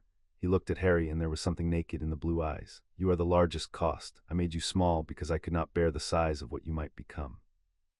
And you became it anyway, in spite of me, in secret, in a cupboard, and you became it better than I could have hoped, clear-eyed and disciplined in your own, and I will spend the rest of my life knowing that the best thing about you is the thing I tried hardest to prevent. Then we agree on something, Harry said and rose, because the game had run its course and both of them knew it. Don't do it to anyone else. That's the only revenge I want from you in the end. Not for me, I won. For the next frightened thing you find that you don't understand, ask it what it wants before you cage it. You'd be amazed what people tell you when you actually ask. There is a third thing the prophecy did not consider, Harry said instead, when the game had run as far as he would let it. It gives two roads, key or cage, restore the law or end it. It never once imagined a third, that someone might take the whole of it and neither serve it nor destroy it, but rule it. Hold a waking law and make it answer, be its master instead of its vessel or its executioner. He met the blue eyes. That's the road I'm taking, and I'm telling you so that when the last lock breaks, you don't make the mistake of trying to help me down one of the other two. Dumbledore was quiet for a long time. The prophecy says the choice is yours alone, he said at last. I stole it once. I will not steal it again, even to save the world, because I have learned too late, and at a cost I will not name to a child, that a world saved by stealing a person's choice is not a world worth the saving. He rose. But I will tell you the thing you have not asked, Harry, the thing that should frighten you more than any prophecy. You are not the only one who heard it. Someone stood on that stair 30 years ago and overheard the first half before I reached the door. I never learned who. But a thing that wants the concordance restored, a thing that has spent a lifetime hunting power older than death, such a thing would give a great deal to find the child the prophecy named. And such a thing is in this castle now, wearing a turban, and it has stopped hunting my stone and started hunting you. The fire cracked. Far above them on its shelf, the instrument keyed to the sixth seal, slow all year, gave a sudden lurch and began to spin faster. Both of them looked at it. Harry felt it at the same instant in his chest, the sixth lock, cold all year, going suddenly and unmistakably warm, the way the fifth had warmed before Halloween, the way every lock warmed in the season before it broke. The conversation had done it, or the proximity of the prophecy, or simply the relentless schedule of a law that would not wait, but the sixth was waking now, and Harry knew with the cold certainty the year had taught him that it would not be a year breaking. It would be weeks, perhaps days. And it would break as the fifth had broken on the night something tried hardest to kill him. It started, Harry said, the sixth, yes. Dumbledore looked at the spinning instrument and then at the boy, and his face held the particular grief of a man watching a clock he built run out faster than he can read it. Then we have very little time, you and I, and a great deal to decide. Go back to your tower tonight, Harry. Sleep behind your wall. And know that for whatever it is worth from the man who wronged you, you are not facing this alone. I will not cage you again, but I will stand between you and the thing in the turban for as long as I am able, and so, though he would die before admitting it, will Severus. Snape, Harry said. He's been shielding me since Halloween. He hates me. I can't read why. A shadow crossed the old man's face. That is Severus's truth to tell, not mine, and he will never tell it. But I will give you the shape of it, because you have earned the shape of things. Dumbledore's voice gentled. Your mother, Harry, Lily. Severus loved her when they were children before he made the choices that lost her. When she died, he swore to protect what she left behind, and he has kept that vow for 11 years through a hatred of your father that has never cooled, and he will keep it until he dies, and he will be vile to you every single day while he does. Do not mistake the vileness for the truth. The truth is that there is a man in this castle who guards you for the sake of a dead woman he never stopped loving, and asks nothing for it, and would be furious to be thanked. Harry sat with that, his mother's name again, surfacing in the deep places of the adults around him, in Petunia's terror and Mrs. Figg's grief, and now in the unreadable wall of Severus Snape, and he understood that Lily Potter was a thread running under his whole life that he had never been allowed to pull, and that pulling it might one day matter more than any lock. He set it in the ledger beside the puzzle of Snape, now half solved, and rose to go. At the door he stopped. You said you'd stop tightening the cage, he said. Prove it. The two locks left, don't touch them. Don't try to reward them, don't try to slow them, don't bring in the Department of Mysteries. Let them break on their own. Let the choice be mine, like the prophecy says. That's how I'll know you mean it. Dumbledore looked at him for a long moment, an old man being asked by a child to let go of the one control he had left, the control he had committed the great sin of his life to keep.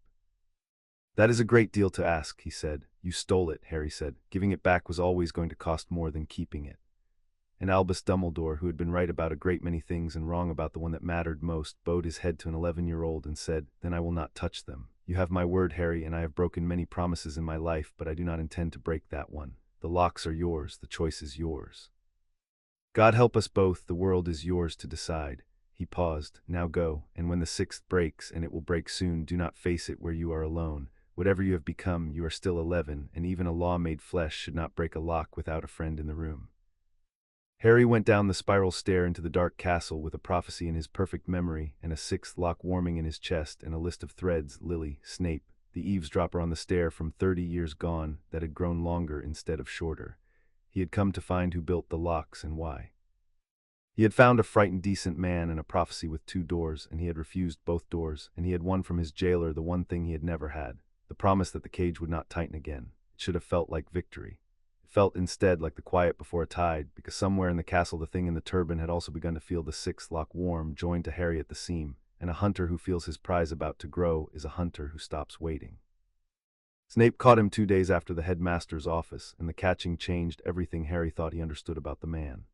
It happened after potions, when the dungeon had emptied and Harry was packing his bag, and Snape said, "Stay, Potter," in the flat, cold voice he used for assigning detentions, and waited until the door had shut behind the last student. Then he came around the desk and stood over Harry, black eyes and a sallow face, and Harry held the fortress smooth and braced for the probe. The probe did not come. Instead, Snape said very quietly, "You unmade the locking charm on the gargoyle outside the headmaster's office on Thursday night." Harry's mind went very still and very fast. He had bled 1 drop and wiped it away. He had left no trace a normal investigation would find, but Snape was not a normal investigation. Snape was the one true Occlumens in the castle, a man who had spent his life among the dark and subtle arts, and he had clearly felt or been told or deduced the particular signature of a charm that had not been broken but answered.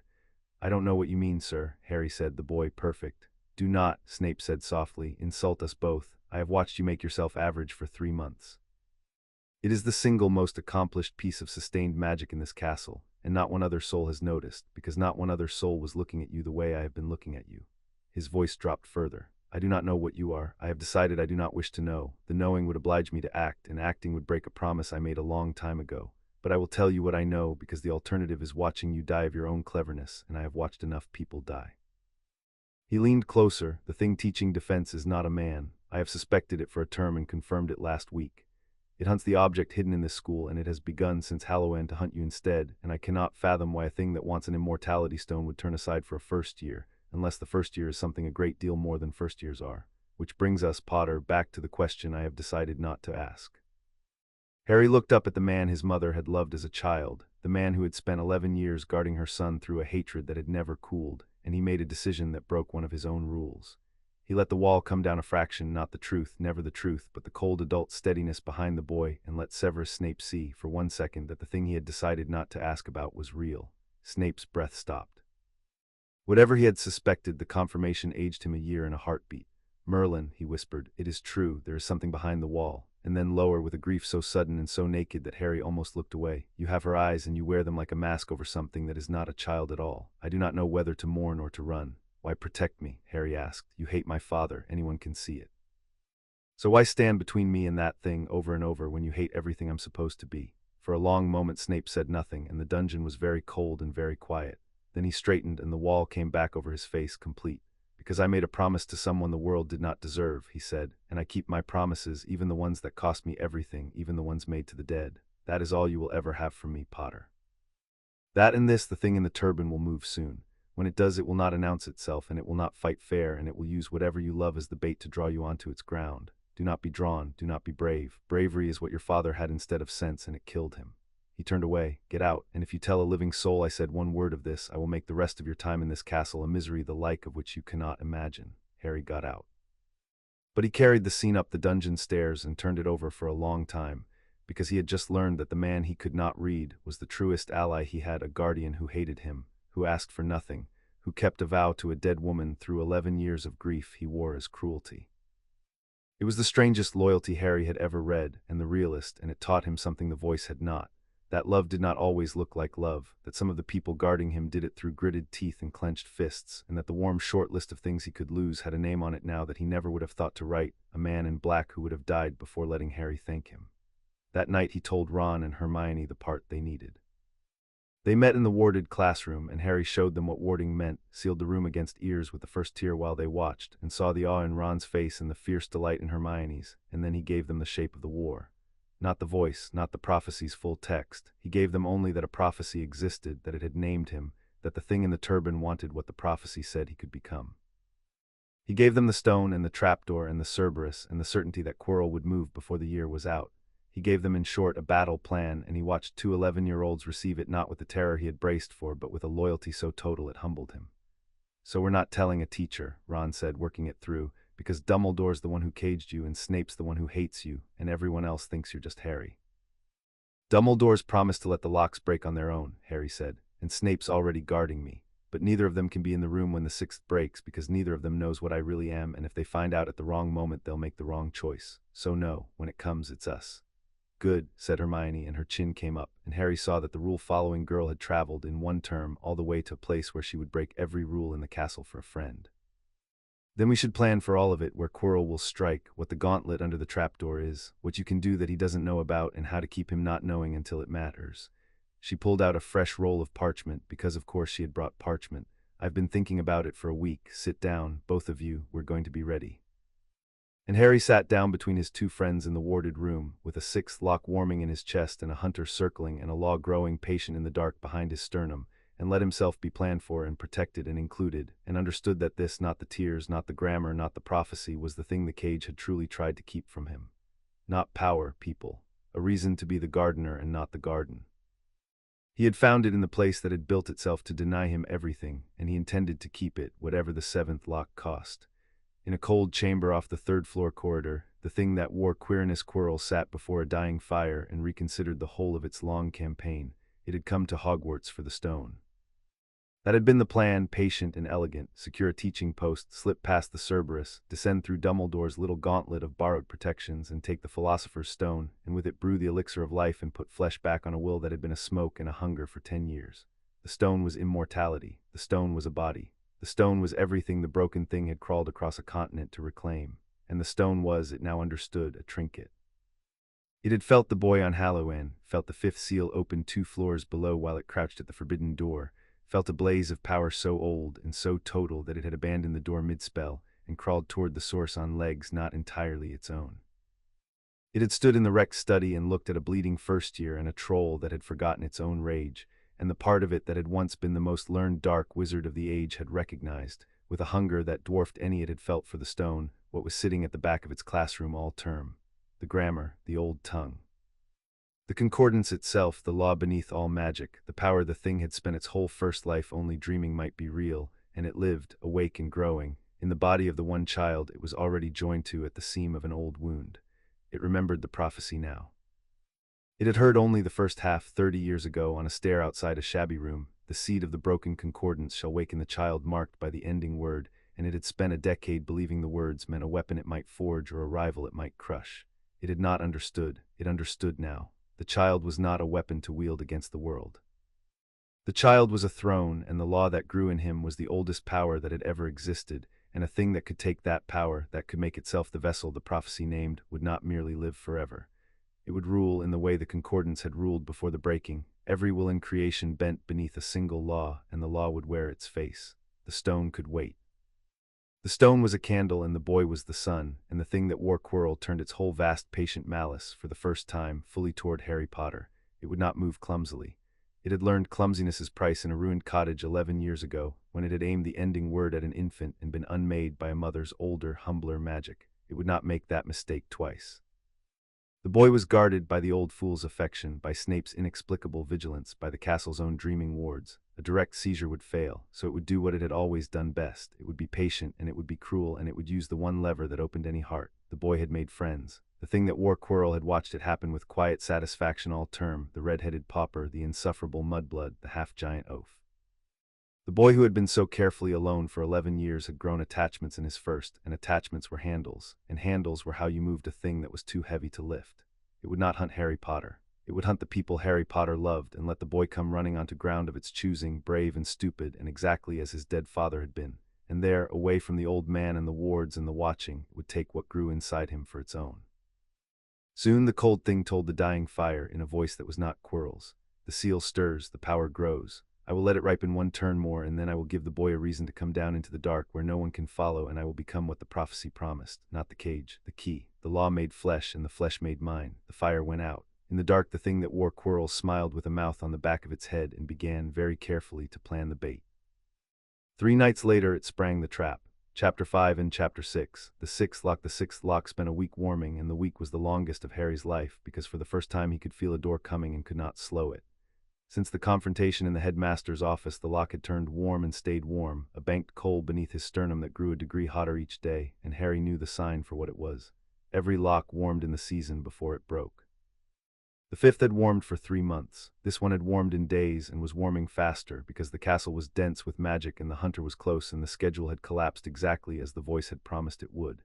He went to lessons and ate at the long table and lost to Ron at chess, and the whole time he carried the certainty of a man standing on ice that is beginning, very quietly, to crack. He prepared the only ways he could.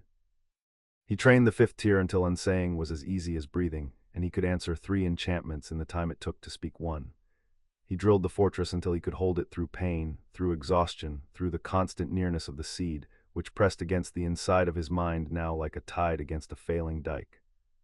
And he made plans with his friends, because the year had taught him that the cold, lonely calculation he had survived 11 years on was no longer the whole of his strength, that 2 loyal allies in a warded room were worth more than any single tier, and that the thing the cage had truly tried to deny him had turned out to be his best weapon. "It's going to break soon," he told them in the warded classroom the night before the note came. "The last but one lock. And when a lock breaks, I'm helpless for a few minutes, bleeding, burning, no good to anyone. If it breaks while Quirrell's near me, I'm finished, unless someone's there to hold the line while I come back." He looked at the 2 of them, the pauper and the muggle-born, the bravest people he knew.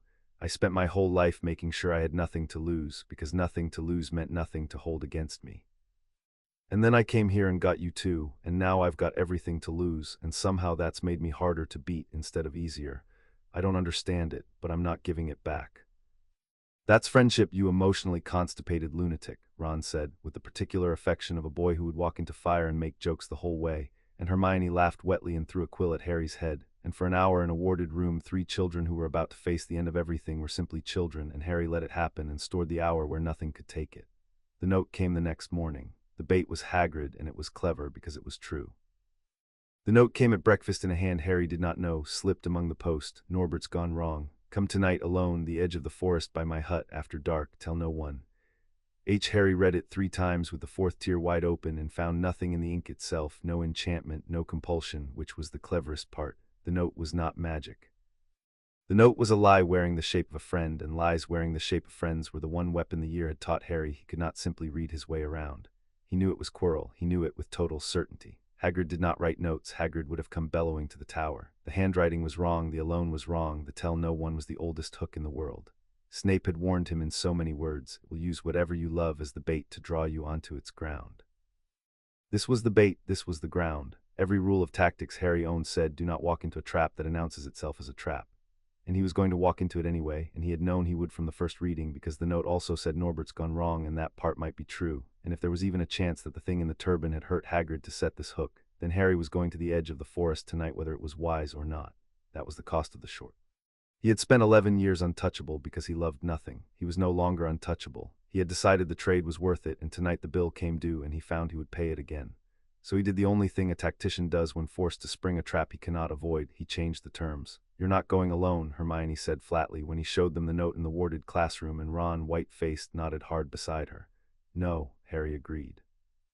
"I'm going alone where he can see me. You're going to be where he can't." He laid it out, fast and cold. Ron would go to Hagrid's actual hut by the back path and confirm whether the big man was safe, and if he was, send word with a charmed coin. Hermione had spent a week enchanting for exactly this. Hermione would wait at the tree line with the one job that mattered. If it went wrong, she would not be brave, she would run and wake Snape, because Snape already knew Quirrell was a monster and would come. "I'm not asking you to fight him," Harry said. "I'm asking you to be my eyes and my messenger and my line of retreat. The bravest thing either of you can do tonight is stay alive and stay hidden. Can you do that?" They could.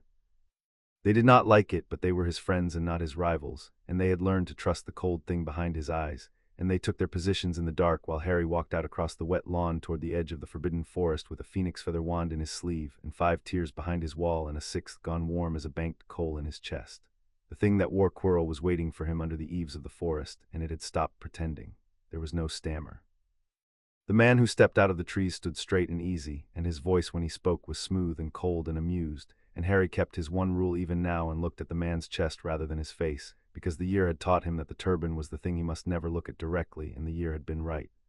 "No, Hagrid, I'm afraid," Quirrell said. "The oaf is asleep in his hut, quite well, quite useless. I find people will believe any cruelty of a creature they have decided to fear and disbelieve any kindness. You came anyway for a half-giant gamekeeper. How very like your father, all heart and no sense, running into the dark because someone he loved might be hurt." The cold voice softened to something worse. "I was counting on it. Hearts are such convenient handles." "I know what you are," Harry said, "both of you, the man and the thing riding him. You've been hunting the stone all year, and you stopped on Hallowe'en, and you started hunting me. So let's not waste the dark pretending. You felt the fifth lock break. You want what's behind it." The amusement went out of the voice, and what replaced it was hunger, vast and ancient and patient, and Harry felt the cold thing under the turban lift its full attention to him at last, the way a sun lifts over a horizon, and the scar on his forehead lit white and screaming with the nearness of it. "I want," said the thing that wore Quirrell, and now it was the other voice, the high cold one that came from no living throat, what no wizard in 10 centuries has dared dream was real. "I heard it on a stair 30 years gone. The seed of the broken concordance shall waken the child. I thought it metaphor. I thought it prophecy's usual fog. And then I felt it break loose in you 2 floors below me, the old tongue, the law beneath all law, awake and growing in a boy who does not even understand what he carries." The turban began slowly to unwind. "You think it is your power, Harry Potter. It is not. It is the oldest power that has ever been, and it does not belong to children, and I have spent 2 lives learning to take what does not belong to me. Turn around, look at me. Let me show you what grows inside you." Harry did not turn around. He had one rule and he kept it. But the turban fell away regardless, and Quirrell turned his back to him, and on the back of the man's skull was a face, chalk-white, flat-nostriled, red-eyed, a face that should not exist on the back of any head, the ruin of the most feared wizard who had ever lived, kept alive on the back of a servant's skull by a will that had refused to die. "Lord Voldemort," the face said, "sees you, Harry Potter. And Lord Voldemort will have what the prophecy grew in your cradle, and I will become the thing it named, not the cage, never the cage, the key, the concordance hole, the world bent beneath one law, and the law wearing my face forever." The red eyes blazed. "You cannot stop it. You are 11, and you do not even know how to use what you hold. I will take it from you the way I take everything. Now, come here." And Voldemort reached for the seed. It was not a spell. Harry felt it through the seam in his forehead, through the old wound that joined them, a vast cold hand of will reaching down the channel between them, past the fortress, past the wall, reaching for the deep water where the concordance grew, trying to seize the law itself and draw it out of the boy and into the thing on the back of Quirrell's skull. And the seed, the tenant, the law that had been growing closer to the surface with every lock, the seed responded. It rose toward the reaching hand, not in surrender. In recognition, 2 pieces of the old hunger reaching for each other across the dark, and Harry, caught between them, felt the most dangerous moment of his life arrive without warning. The 6th lock shattered. It did not break the way the others had broken. The others had broken in private, in the dark, on his own ground. This one broke under a dead wizard's reaching will, with the seed already rising, and it broke toward Voldemort, the surge of the 6th tier flooding loose into a mind that was already being pulled open from the outside, and for one endless instant Harry was not the one in command of what poured through him. The world went white and vast, and he was on the black plain again, but the plain was no longer empty and no longer his. The seed stood with him on it now, not a voice in his chest, but a presence towering, the half-glimpsed bones of the old law assembling themselves into something almost like a shape, and beyond it, reaching across the plain, the cold red will of the thing that wore Quirrell, and the seed was leaning toward that reaching will, and Harry understood with perfect horror that this was the vessel. This was the easy road the voice had warned him of in the room above the pub, not a slow corruption over years. Now. The 6th tier was flux, raw transmutation, the power to bend matter and energy and force themselves, and it was the most powerful thing he had ever held, and it had broken loose in the exact instant. A god-old hunger was prying his mind open, and the seed wanted to flow toward the hunger and be whole, and Harry was being washed out of his own center like sand in a tide. "Behold the 6th seal unmade," the voice sang, but the voice was not beside him now. The voice was everywhere. It was the plain and the sky and the rising tide, and for the first time Harry could not tell the singer from himself, and that was how he knew he was losing. "Air of the unwritten, take flux, take the power to remake the world's own substance. Take it, let it pour, let the walls come down, let us be whole at last." "No," Harry said, on the plain, in the flood, with the last fistful of himself that was still his own. The plain stretched out under the broken sky, and the seed rose on it like a continent surfacing from the deep, and Harry felt the whole architecture of the old law turn its newborn shape toward the cold red will that reached across the dark, 2 halves of the same ancient hunger straining to close the distance between them, and himself, a single small flame caught in the gap, guttering. He felt how easy it would be. That was the horror the voice had never been able to make him understand in words, and understood him perfectly now in the flood. It would not feel like dying, it would feel like relief. All he had to do was stop holding. Let the seam go. Let the tide take him and the law pour out toward the reaching will, and the two halves become whole, and the burning would stop, and the loneliness would stop, and the long cold years of holding everything behind a wall would finally, blessedly, be over. The vessel was not a punishment. The vessel was the easy road precisely because it was rest, and Harry, 11 years old and bleeding into the grass of the waking world, while a god-old hunger sang him toward peace, wanted to rest more than he had ever wanted anything.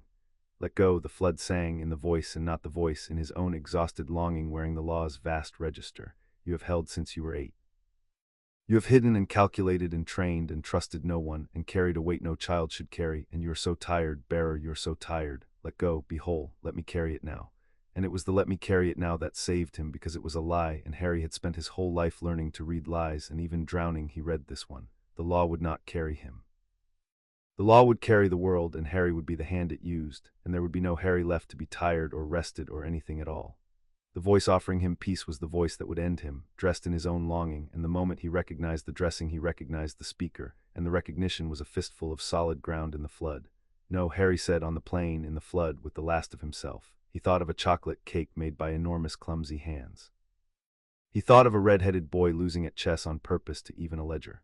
He thought of a bushy-haired girl building a flawless lie in 4 seconds to save him, and a man in black keeping a vow to a dead woman through 11 years of grief, and these were small things and they were his, chosen, earned, real in a way the law's vast cold wholeness would never be, and a thing with friends had something to come back to, and a thing without friends had only rest, and Harry chose the coming back.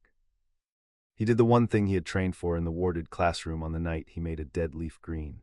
He had learned that night that when he spoke the grammar, the singer, and the spoken to blurred, and he had learned to be afraid of the blurring, and being afraid of it, he had practiced in secret the thing the voice had never taught him, how to find the seam between himself and the law and hold it.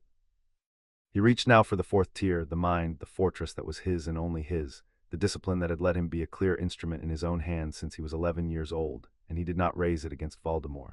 He raised it against the seed. He threw the fortress wall down through the center of the black plain between himself and the rising presence of the concordance, and he held the seam, and he said in his own voice, in the only language that was wholly his, "You are mine. I am not yours, the power pours where I send it and nowhere else." The plain shuddered. The seed strained against the wall, vast and ancient and hungry, leaning toward the cold red will that reached for it, and Harry held with everything the year had built in him, with the discipline of 3 years of hiding in the fortress from the 4th lock and the grammar from the 5th, and he turned the flood of the 6th tier away from Voldemort's reaching hand and back into his own grip, and he made the flux answer to him instead of to the hunger, and the seam held and the wall held. And the boy did not become the vessel. He came back into the dark at the edge of the forest with his nose pouring blood and his whole body burning like a struck match, and Voldemort's reaching will recoiling in shock, and the wand already in his hand, and now Harry used the thing he had just refused to lose. Flux poured out of him, controlled, aimed his. He did not cast a spell. He reached the 6th tier into the wet ground between himself and Quirrell and remade it, the earth itself rising at his command, the substance of the world bending to a will that had just refused a god, a wall of stone erupting from the lawn and slamming into the thing that wore Quirrell, hurling it back into the trees. The cold red face shrieked. The thing that wore Quirrell came out of the trees in a fury, and the duel that followed was nothing like the careful wandwork of a classroom. Voldemort fought as a thing that had killed for 50 years, fights, fast, vicious, without a wasted motion, curses spilling from Quirrell's wand in a torrent of light that would have ended any grown wizard in seconds. Harry met it the way the year had made him. He did not duel, he refused. A lash of purple fire came for his eyes, and he reached the 5th tier into it, and unsaid the spell mid-flight, and the fire forgot it was fire. A whip of black lightning split toward his chest, and he raised the 6th tier, and the risen earth answered, a slab of stone leaping up to take the blow and shatter, raining gravel. He gave no ground he did not choose, and he cast not one spell of his own, because spells were the broken dialect and he had the grammar, and a man arguing in a language answered by a man who owns the grammar the language was broken from is a man who cannot win. Stand still, Voldemort snarled and changed his attack not at Harry now but at the world around him, transfiguring the wet earth into a pack of stone hounds, hurling a fallen branch into a spear, bending the very ground into a pit beneath Harry's feet. It was masterful, the work of one of the greatest wizards who had ever lived, and a year ago it would have killed Harry 6 times over. It did not kill him now. The 6th tier was flux, the power over the world's own substance, and what Voldemort transfigured, Harry simply unmade, the stone hound slumping back into mud at a word, the spear becoming a branch again in flight, the pit beneath his feet filling itself because Harry told the earth, in the grammar that earth had been made by, that it had never opened. They were fighting over the same clay now, the dead wizard and the boy, 2 wills bending the substance of the world against each other, and the boy was winning, because Voldemort commanded matter the way the wizards did, through the shattered dialect, and Harry commanded it through the tongue the dialect was a broken echo of. Harry felt the moment the dead thing understood it. Felt the fury curdle into something colder, more calculating, as Voldemort realized he could not outcast a child who unsaid faster than he could speak, and changed his target one last time, away from Harry's body, toward the only thing left that might break him. "The mudblood and the blood traitor are at the tree line," Voldemort hissed. "I can feel them. Shall I show you, Harry Potter, how quickly the brave die for you?" And he turned his wand toward the dark line of trees where Hermione and Ron crouched, and spoke the beginning of a curse that would not miss. Something in Harry that had been cold and controlled all night went white-hot. Harry moved before the curse could finish forming, hurling himself between the wand and the tree line, and Voldemort, seizing the opening, turned the ending word on the boy instead, green and screaming, and Harry, with the grammar loose in his mouth and the flux answering his hand, did not dodge it. He unsaid it. He reached the fifth tier into the killing curse as it came, and answered the crude, terrible sentence with the grammar it had been broken from, and the green light guttered and died 3 feet from his chest, unmade, the first time in the history of the world that the unforgivable word had been spoken aloud and simply corrected out of existence. The thing that war quarrel went very still. "Impossible," Voldemort whispered through the white face on the back of a servant's skull, and for the first time in 2 lives there was something in the cold voice that had never been there before. "Fear, you unmade the curse. No one unmakes the curse. No one can." The red eyes fixed on Harry with a hunger now edged with terror. "What are you? The seed is awake in you and you command it. You should be its puppet. You should be flowing into me even now. How are you still yourself?"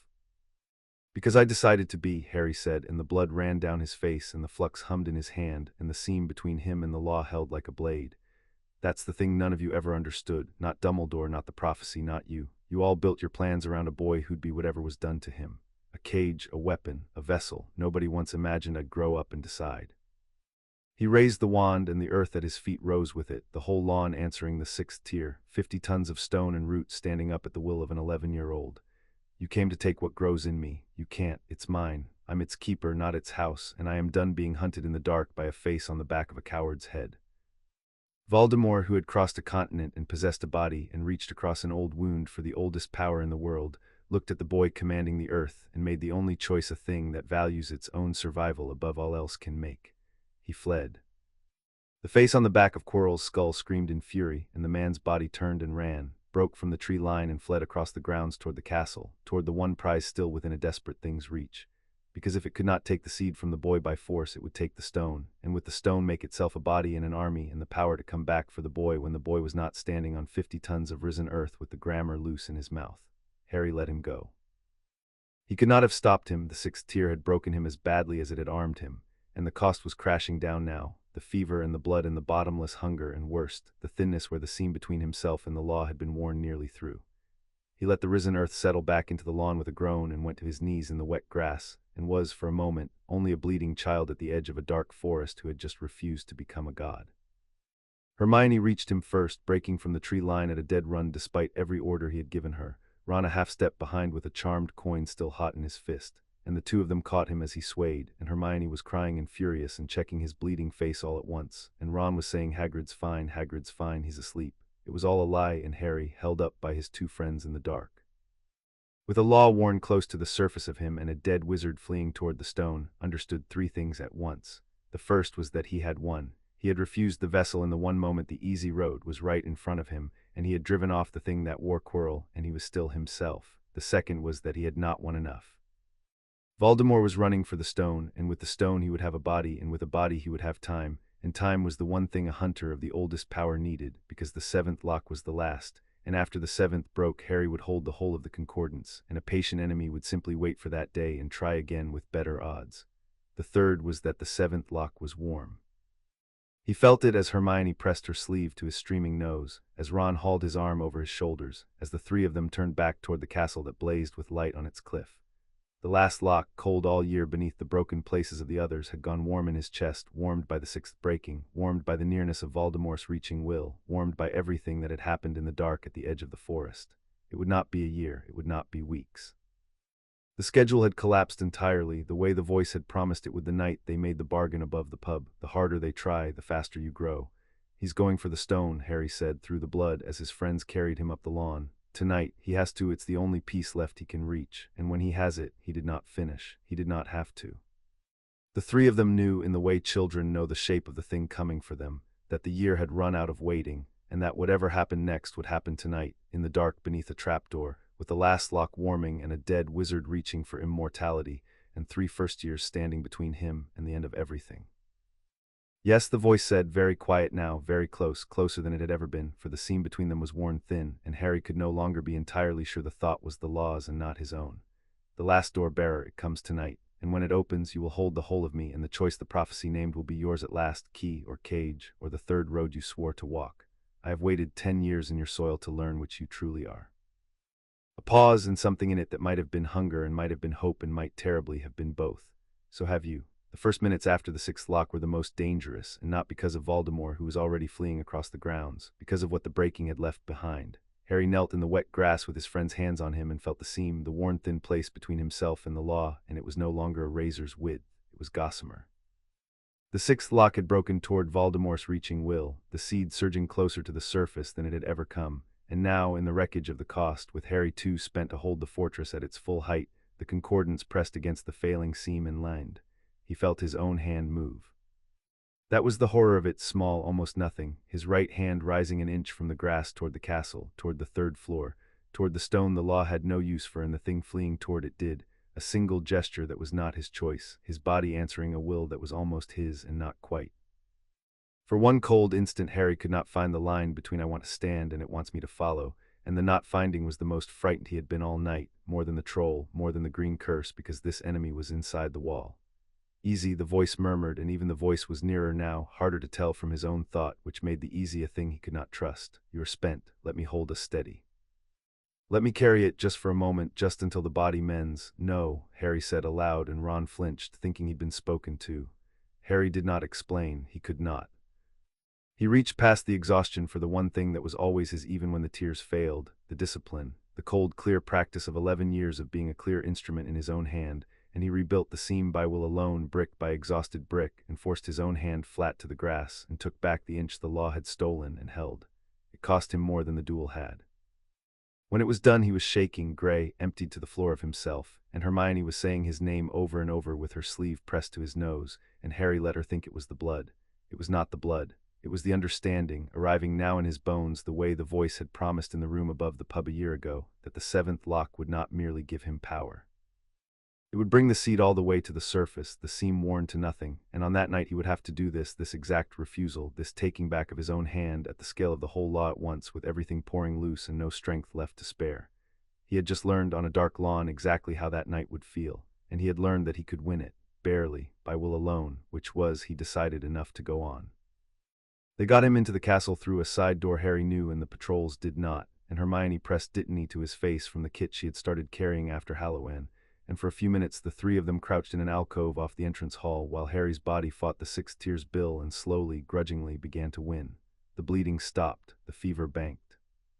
Bottomless hunger, he answered with half of Ron's emergency chocolate, and the seam, the worn thin place between himself and the law, he could do nothing about except feel it, a razor's width of self standing between Harry and the thing that wanted to be him. We have to get a teacher, Hermione said, and Harry heard in her voice that she already knew the answer and hated it.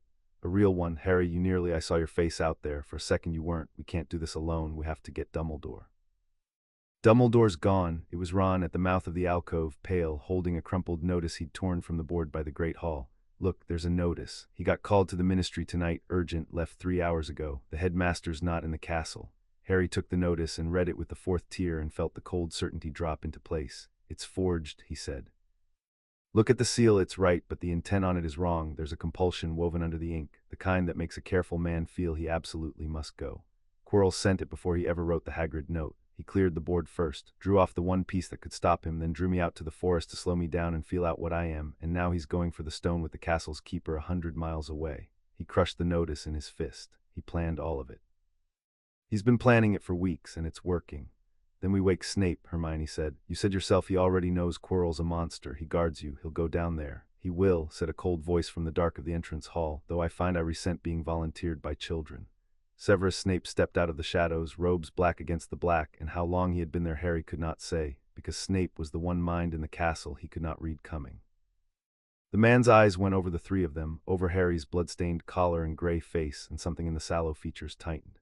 Granger's coin woke me, Snape said. A clever piece of work that better than half my NEWT students could manage. I went to the forest. I found a wall of risen earth 50 feet long that no first year on this island should be able to raise, and a great deal of blood and no bodies, which told me enough. His black eyes fixed on Harry. Quirrell ran for the third floor. I felt him pass not 10 minutes ago. He's already past the dog. I heard it stop barking. He drew his wand. Dumbledore is gone, the wards are thin, and there is a thing in this castle tonight that means to make itself immortal, and then, I gather from the state of you, to come back for whatever you are hiding behind that wall. So, I am going down after it. You three are going to Gryffindor Tower, and you are going to stay there, and for once in your short, reckless life, Potter, you are going to do as you are told. No, Harry said. He said it quietly, and he let the wall come down a hand's width as he said it, as he had with Dumbledore, as he had with Snape once before in the dungeon, so that the man could see the thing behind the boy and understand that this was not a child's defiance. You can't beat it alone, sir. You're a great wizard, and it's a dead one wearing a body, and it'll kill you, and then there'll be nothing between it and the stone. And the stone isn't even what matters. What matters, what's in me, is the only thing in this castle it wants more than immortality, and it's the only thing in this castle that can unmake the curse it'll throw at you, because I did it tonight in the forest. I unsaid the killing curse 3 feet from my chest. He watched that land on Snape, watched the man who had taught defense against the dark arts in his heart for 20 years, receive the impossible and slowly believe it. You can't protect me by locking me in a tower while you go and die. The only way through tonight is together, and you know it, or you wouldn't have told me any of what you've told me. For a long moment Snape looked at him, and the hatred and the grief in the old buried Voward behind the black eyes, and then something in the man, the part that had loved a clever, fierce girl who would also never do as she was told, gave way. Your mother, Snape said very low, would have said exactly that in exactly that tone, and I never won an argument with her either. He turned toward the marble stairs, robes snapping. The girl and the Weasley boy go to the tower. That is not negotiable, and if they argue I will hex them there myself. You come, stay behind me, do as I say the instant I say it.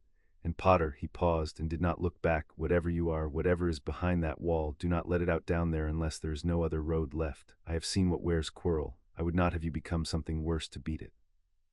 Hermione and Ron did not want to go, and Harry made them, with the cold, flat certainty they had learned to trust, and the making of them was the hardest thing he did that night, harder than the forest, harder than the seam.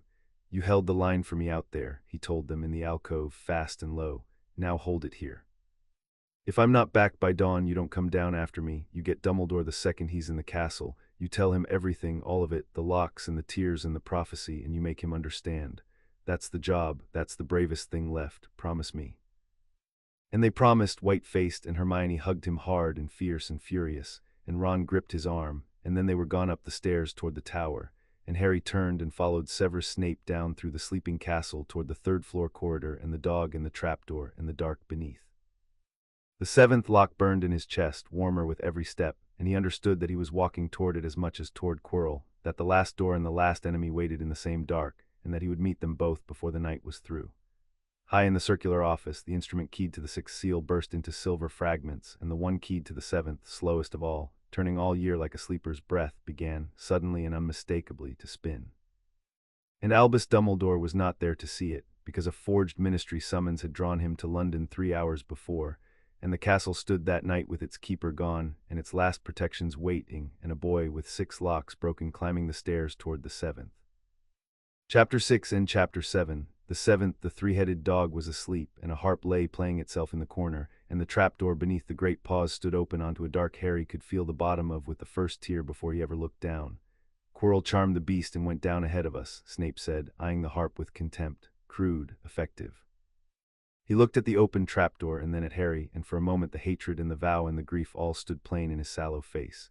Beneath this are the protections the staff laid to guard the stone. I know each of them. I built one. They were designed to slow a grown dark wizard, not to be impossible. Albus never builds a wall he does not also build a door in. Stay behind me, do exactly as I say. They went down. The first protection nearly took them at once, a tangle of black tendrils that lunged from the dark the moment they landed, devil's snare, coiling around Harry's chest and Snape's arms and tightening with the patient strength of a thing that fed on struggle. Snape cursed, going still, snarling at Harry to stop moving. It likes movement, but Harry did not need the lesson. He reached the 5th tier into the plant and found the dumb green sentence of its hunger and unsaid it, and the snare forgot it was hungry, forgot it was a snare, slackened into ordinary harmless creeper and fell away. Snape stared at him in the dark. You unmade a Class C dangerous plant, the man said slowly, without a wand, without a word I could hear in under 2 seconds. I told you, Harry said. I unmake things. We don't have time for you to be amazed. He's ahead of us. The next chamber was a vault of bright wings, 1,000 winged keys storming above a locked door, and a single battered broom waiting, and this one Snape solved with cold efficiency, because the protection was built for a wizard with no broom skill and Snape had plenty. He was in the air and back with the heavy silver key in under a minute, grim and fast, and the door swung open. Beyond it lay a vast chessboard with pieces the height of men, black on one side, and Snape's jaw tightened, because this was Minerva's protection, transfigured McGonagall chess that would not let them pass without a game played to the end, and a game played to the end on a board that size meant a piece taken was a piece shattered, and there were only 2 of them. Harry looked at the board with the 4th tier and saw the whole game folded out before him, every line, every sacrifice, the way Ron saw boards and Harry never quite had, and then he did the thing the year had built him to do. He did not play the game. He reached the 6th tier into the chessmen, into the substance of them, and unmade the enchantment that made them players, and the great stone pieces slumped into ordinary statues, dead rock, and he and Snape walked across the silent board between them while the magic that should have forced a game lay corrected out of existence around their feet. You are not slowing for these at all, Snape said, and there was something new under the contempt now, something that might in another man have been awe. Albus built these to test the cleverest wizard in Britain. You are walking through them as though they were a locked garden gate. They were built to stop a wizard, Harry said. I stopped being only a wizard 3 years ago. Keep moving. The chamber after the chessboard was the one Albus Dumbledore had built himself, and it was the cruelest because it was made of the very thing that had been done to Harry. The door sealed behind them the instant they entered, and the room, bare gray stone, a single rune carved into the floor at its center, woke. Harry felt it with the 1st tier a heartbeat before it struck, not a beast, not a flame, but a binding, a ward designed to reach into any wizard who crossed the threshold and shut his magic away behind a seal, to hold an intruder helpless and harmless until the staff came to collect him. It was elegant work, old and patient, and Harry recognized the handwriting in the weave at once because he had been reading that handwriting his whole life. It ran through Privet Drive, it ran through the 4th lock, it was Dumbledore's, and it was a cage, and it reached for Harry now exactly as it had reached for him in his cradle. It closed over him, and for one breath the seal bit down, and Harry felt his magic begin to fold away into the dark, felt the precise sensation he had felt every birthday of his childhood, the locking, the shutting, the quiet, deliberate violence of a man deciding a boy was too dangerous to be left whole. He had spent 11 years on the receiving end of that sentence. He answered it in under a second. He reached the 5th tier into the binding ward and found its grammar: shut him, hold him, keep him small, the same grammar. He understood with a cold clarity that would stay with him, as every lock Dumbledore had ever laid on him, the binder's whole philosophy written into a doorway, and Harry unsaid it. Not gently. He took the sentence that had been the shape of his entire childhood and he corrected it out of existence, and the seal shattered and his magic came roaring back, and the rune in the floor cracked across and went dark, and the door ahead of them swung open onto the dark. Snape was staring at him. The man had felt the ward take hold and felt it die, and his sallow face had gone, for once, entirely unguarded. That ward is held against 3 of the 4 people who helped build these defenses, Snape said quietly. Filius could not break it from the inside. Albus designed it so that no wizard, however powerful, could unmake his own binding once it took. And you, he stopped, you broke it as though it offended you. It did, Harry said, and there was something in his voice that made even Snape go still. He built that ward out of the same thing he built my cage out of, same grammar. Same idea that if a thing might be dangerous, you shut it away small and call it mercy. I've been unmaking that sentence since I was 8 years old, sir. I've just had more practice at it than anyone alive. He stepped through the open door without looking back at the cracked rune. Every lock he ever made works the same way. That's the thing he never understood. Once you've broken the first one, you've broken all of them. You just have to live long enough to reach the rest. They went on into the dark and Snape said nothing more, but Harry felt the man's attention on him the whole way, no longer the watching of a suspicious teacher, nor even the guarding of a reluctant protector, but something closer to the careful regard one gives a force of nature one has decided, against all sense, to walk beside. The last protection before the final chamber was Snape's own, and it stopped them both because it was not a thing to be unmade. It was a small bare room, and the instant they entered it flame roared up across both doorways, black fire across the way forward, purple fire across the way back, and on a table stood a line of 7 bottles and a roll of parchment, a riddle in Snape's own cramped hand. A logic puzzle, not a magical one. The right bottle let you forward through the black flame, another let you back, and the rest were poison or wine, and the riddle was the key. Harry read it once with the 4th tier and solved it in the time it took Snape to draw breath, and saw in the same instant the trap the staff had not intended and Voldemort had not needed to set because the protection set it for them. There was only enough of the forward potion for one. The smallest bottle, Harry said, forward through the black fire, and there's one swallow of it. One. He looked at Snape. You knew that, you built it. One person goes forward. Snape's face was unreadable, the true Occlumen's wall down hard over whatever moved behind it. He reached for the smallest bottle, and Harry reached the second tier and held it gently to the table with a fist of will, and the two of them stood frozen over a poison riddle with a dead wizard waiting beyond the black fire. Don't, Harry said quietly. You'll go in there and he'll kill you because you're a great wizard and he's a dead one and you can't unmake the curse and I can. You know I can. You watched me do it tonight. The only person who walks out of that room is the one who can answer the grammar, and that's me, and it's only ever been me. He let the wall come down all the way this time, the whole of it, and let Severus Snape see the thing behind the boy entire because the man had earned it and because there was no more time for anything but the truth. You kept your vow, 11 years. You guarded my mother's son through every day of hating my father's face. You got me this far. Let that be enough. Let me carry the rest, the way you've been letting me think I couldn't all year while you carried it for me. His voice gentled. Go back through the purple fire. Wait for Dumbledore. Tell him where I am. And if I don't come back up, tell him I chose it. Tell him the choice was finally mine and I made it and it was the right one. For a long moment Snape looked at the boy with his mother's eyes and his own buried grief, and then he did the hardest thing the man had done in 11 years of hard things. He let go of the bottle. Drink it then, Snape said roughly, and do not die, because I will not explain to Albus that I let Lily's son walk into that fire alone, and I will not. He stopped. The wall came down just for an instant, just once, and what was behind it was not hatred at all. She would be proud of you, there. I have said it, now go before I change my mind and stun you and go myself. Harry drank the one swallow, ice down his throat, ice in his blood, and walked into the black fire, and the flame did not burn, and he passed through it into the final chamber alone, with 7 locks in his chest and 6 of them broken, and the 7th burning now like a sun about to rise. The thing that wore Quirrell stood before a great mirror in the center of an empty room. It was a tall mirror in a golden frame, and across the top of it were carved words Harry read backward with the 4th tier in a glance.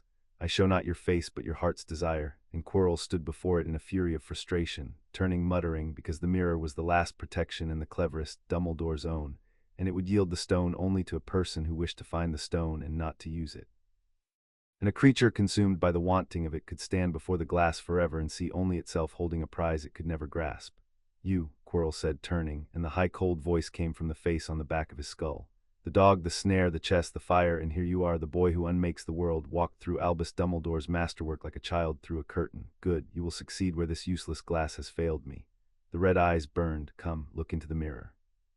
Tell Lord Voldemort what you see. Harry came forward. He did not look at the face. He kept his one rule even now, even at the end. But he looked into the mirror because he wanted to see what it would show him, and the mirror of Arist showed Harry Potter his heart's desire, and it was not what he expected, and it changed the last thing he needed changed before the end. It did not show him power. It did not show him the 7 locks broken and the concordance whole, and the world bent beneath his hand. It showed him an ordinary room with a fire that never went out, and a red-headed boy losing at chess, and a bushy-haired girl arguing about a book, and a huge gentle man with a cake too large for the table, and a man in black standing apart and scowling in there, and the boy in the mirror, the Harry in the glass, was laughing. And the laugh was the warm common kind and not the cold private kind, and there was no law in his chest at all, no seed, no voice, no cage. Just a boy in a warm room with the people he had chosen. The mirror showed Harry that his heart's deepest desire was not to be a god. It was to be a person with friends and no weight and no war. And in the showing, the mirror gave him the one thing he needed to make the final choice rightly. It reminded him in the last moment before the last lock exactly what he was fighting to stay. The 7th lock shattered. It did not break under a dead wizard's reaching will this time. It broke under Harry's own readiness, under the weight of everything the year had built, under the simple, unbearable nearness of a man who would take the world, and it broke clean and total and final, and the world went white and silent and vast for the last time. He stood on the black plain under the broken sky, and the sky was no longer broken. That was the first thing he understood, standing in the place between, with the whole of the concordance pouring loose into him at last. The turning geometries that had hung in fragments since his 8th birthday were assembling, the half-glimpsed bones of the old law knitting themselves whole across the dark, constellation by constellation, the architecture of all magic completing itself for the first time since the breaking ages before the world had wizards in it, and it was completing itself inside him in the body of a boy in the soil the seed had grown in for 10 patient years. The concordance was whole again. The law was awake. And it stood on the plain before him no longer as a voice or a tide or a presence, but as itself, vast beyond any shape, the oldest thing that had ever been, turning its complete and finally conscious attention on the child who held it. Behold the seventh seal unmade, it sang, and the song was the whole sky, and it was glorious, and it was terrible, and it was, Harry understood, the last moment in which he and it were two things. Heir of the unwritten, bearer. The cage is ash, every lock, every seal, every binding the frightened man laid over you and over me. You hold the whole of the law now. You are the first vessel since the breaking that could hold it whole, and the hour has come, the hour the prophecy named, and the choice is yours and yours alone, and there are only the three roads, and you must walk one before the dawn. The plain showed him the three roads, and they were not metaphors. They were real there, choosable, and Harry stood at the place where they forked and saw each one entire. The first road was the key. He saw it hold to take the waking law and let it pour out through him into the world, to clamp the one grammar back over creation, to end the long chaos of wills and wands and make the world answer again, ordered, single, ruled. He saw what it would cost and what it would build, a universe with one law and one will, and no more frightened men caging children for fear of what they did not understand, and no more freedom either, no more choosing, no more anything but the law forever. The concordance leaned toward this road with the whole of its newborn hunger. It was what a law wanted, it was wholeness, it was rest. The second road was the cage. He saw that one too, to take the waking law into himself and end it, to be the body in which the last splinter of the old order finally died, to unmake the concordance as he had unmade 1,000 smaller spells, and free the world of its one law forever, at the cost of the unmaking, tearing through the foundations of magic itself, and through the boy who did the tearing. It was the road Dumbledore would choose for him if he knew, the merciful annihilation, the frightened decent man's answer to a thing too dangerous to exist. It would save the world's freedom. It would almost certainly end Harry, and it would leave the world a little smaller, a little more broken, magic itself diminished by the death of the thing it had been born from. And the third road was the one the prophecy had never imagined, the one Harry had sworn on the floor of a wrecked study he would walk, and standing on the plain with the whole law pouring into him he saw at last exactly what it was and exactly how hard. The third road was authorship, not to serve the law, not to destroy the law, to hold it awake, whole, vast, the oldest power that had ever been, and to be its master rather than its vessel or its executioner. To take the thing that wanted to rule the world and make it answer to a single will, and to make that will his, the will of a boy who had taught himself since the age of 8 to be a clear instrument in his own hand, who had refused the vessel in the one moment it was easy, who had looked into a mirror 1 minute ago and seen that his heart's desire was not to be a god but to be a person. The third road was to keep the law and keep himself, both, the seam between them held forever by the discipline of the fourth tier and the grammar of the fifth and the refusal that had saved him in the forest, to become not the law's throne and not its grave but its author, the one mind in all of creation strong enough to hold a waking concordance and tell it in its own native tongue what it would and would not do. It was the hardest road. He understood that completely, standing at the fork. The first two roads ended the holding, one in wholeness, one in death, both in rest. The third road was holding forever, the seam kept by will alone for the rest of his life, a boy carrying a law in his chest and never once letting it become him, never once letting go. It was the road with no rest at the end of it, and it was the only one of the three that left the world its freedom and its magic and left Harry Potter alive inside his own skin. That road has never been walked, the concordance sang, and for the first time there was something in the vast register that was not hunger, something that might in a thing so old have been the closest it could come to wonder. No vessel has ever been strong enough. They break or they yield or they die. To hold me whole and awake and never become me bearer you would have to be, every hour of every year for the rest of your life, exactly what you have been for 1 year. You would have to never stop. Do you understand what you're choosing? Not a throne, not a grave, a discipline with no ending. I understand, Harry said on the plain with the whole sky pouring into him. I've been training for it since I was 8, I just didn't know what it was for. And he chose the third road. He did not let the law pour out into the world. He did not take it into himself to die. Reached instead for the seam, the razor's width of self that had held against Voldemort's reaching will in the forest, the discipline of the fourth tier, the fortress that was his and only his, and he threw it down through the center of the assembling sky between himself and the whole completing law, and he held it, and he spoke in the grammar that was now wholly and finally his to speak, the most important sentence of his life. You are whole, and you are awake, and you are mine, not my master, not my death, mine. You will answer to me and to no other will in this world or any other, and I will never let you become me, and I will never let you go, and we will hold this together until I die, and the world will stay free and stay magical and stay full of frightened decent people making their own choices, because I have decided it, and I am your author now, and this is the first thing I write. The plain shuddered. The whole assembling sky strained, the newborn law testing the seam with the whole of its ancient hunger, leaning toward the easy roads, toward wholeness, toward rest, and Harry held with everything 11 years of being underestimated had built in him, with the cold, clean discipline of a boy who had never once let his enemies see him look back, and the seam held, and the law did not become him, and he did not become the law, and the third road never walked in all the ages of the world. opened under the feet of an 11-year-old who had simply decided it would. And then the law, the whole waking concordance, the oldest power that had ever been, yielded, not in death and not in wholeness, but in something it had never done in all its long existence. It accepted a master. It folded its vast completing self down around the will of the boy who held it, and it became, for the first time since before the breaking, a thing that answered, and the answering was the most monumental act of submission the universe had seen in an age. And it was given to a child standing on a black plain because the child had been clear enough and strong enough and himself enough to demand it. Sovereign, the concordance sang, and the hunger was gone from the register now, and what was left was something Harry would spend the rest of his life learning to trust, not a friend, never a friend, but a power that had met a will it could not eat and had at last decided to be ruled. Heir of the unwritten, author, I have waited since the breaking for a hand strong enough to hold me. I did not believe it would be a boy. I did not believe it would be soil. I have never in all my ages been so glad to be wrong. A pause, vast and final. Command me, sovereign, the hour is yours.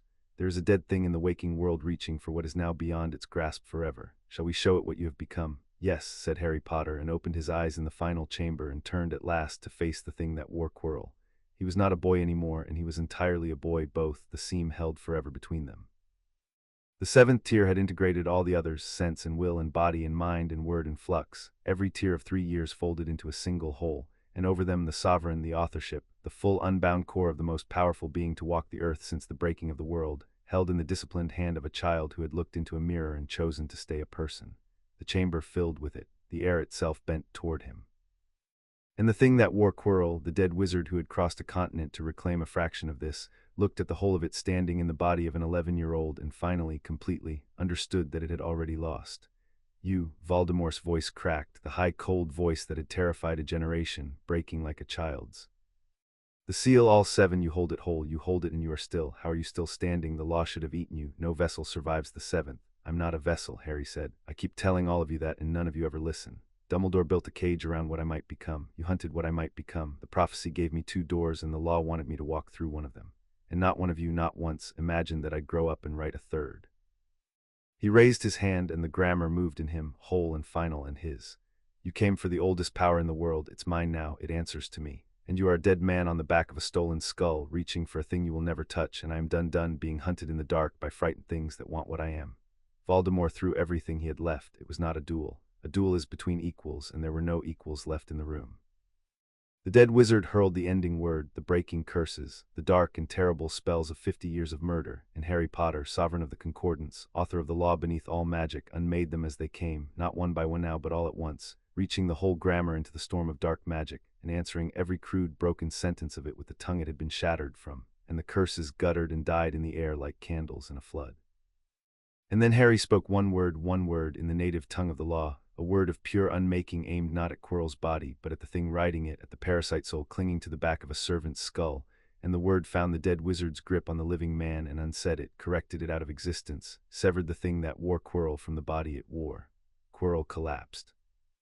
And the thing that had been Voldemort, the wraith, the smoke and hunger that had refused to die for 10 years, tore loose screaming from the falling body and fled.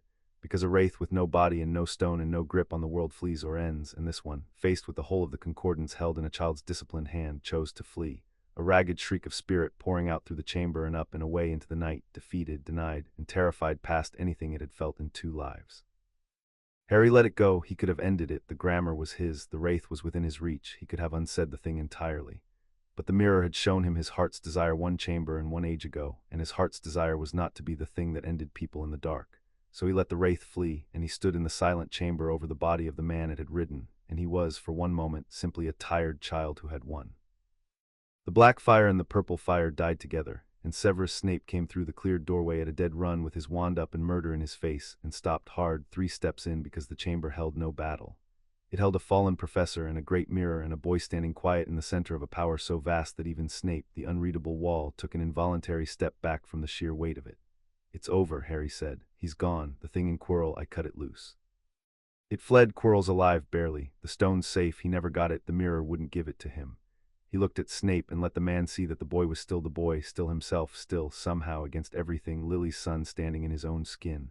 I held it, sir, all 7, and I'm still me. You can tell Dumbledore that part. I think he's been afraid of the other answer for 11 years.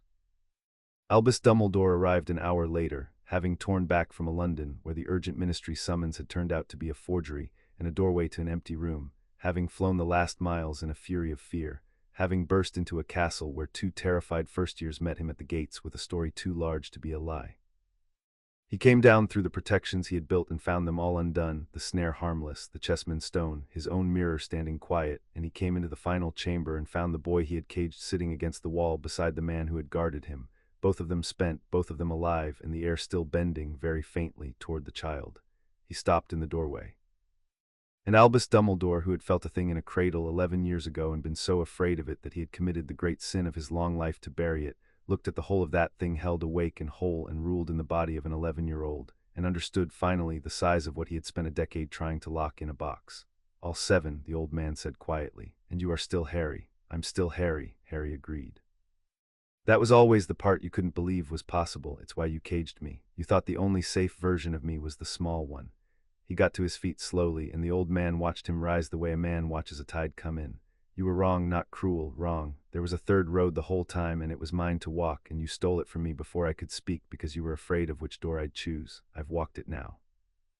The law is whole, and it's awake, and it answers to me and no one else, and the world is still free, and I'm still me. That's the thing your locks could never have made and your fear could never have allowed. I had to be let go to become it, and you'd never have let go, so I let myself." Dumbledore was silent for a long moment, an old man at the end of a long road, looking at the proof that the thing he had feared most was also the thing he had hoped for most, and had not had the courage to gamble on.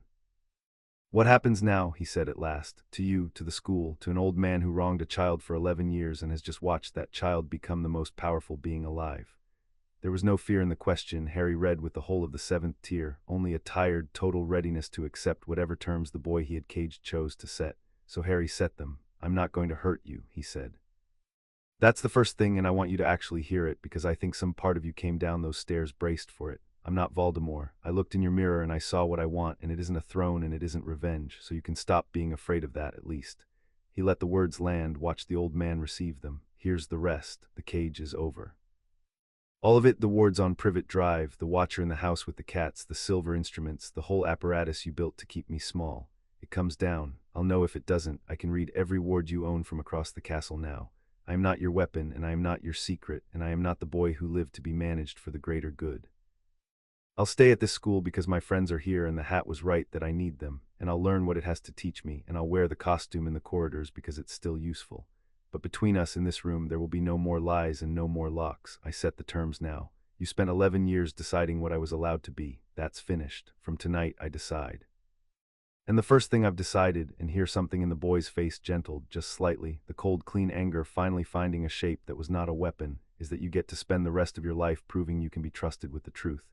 Most jailers don't get that chance. Consider it mercy. I'm told I have her eyes, maybe I have some of her too."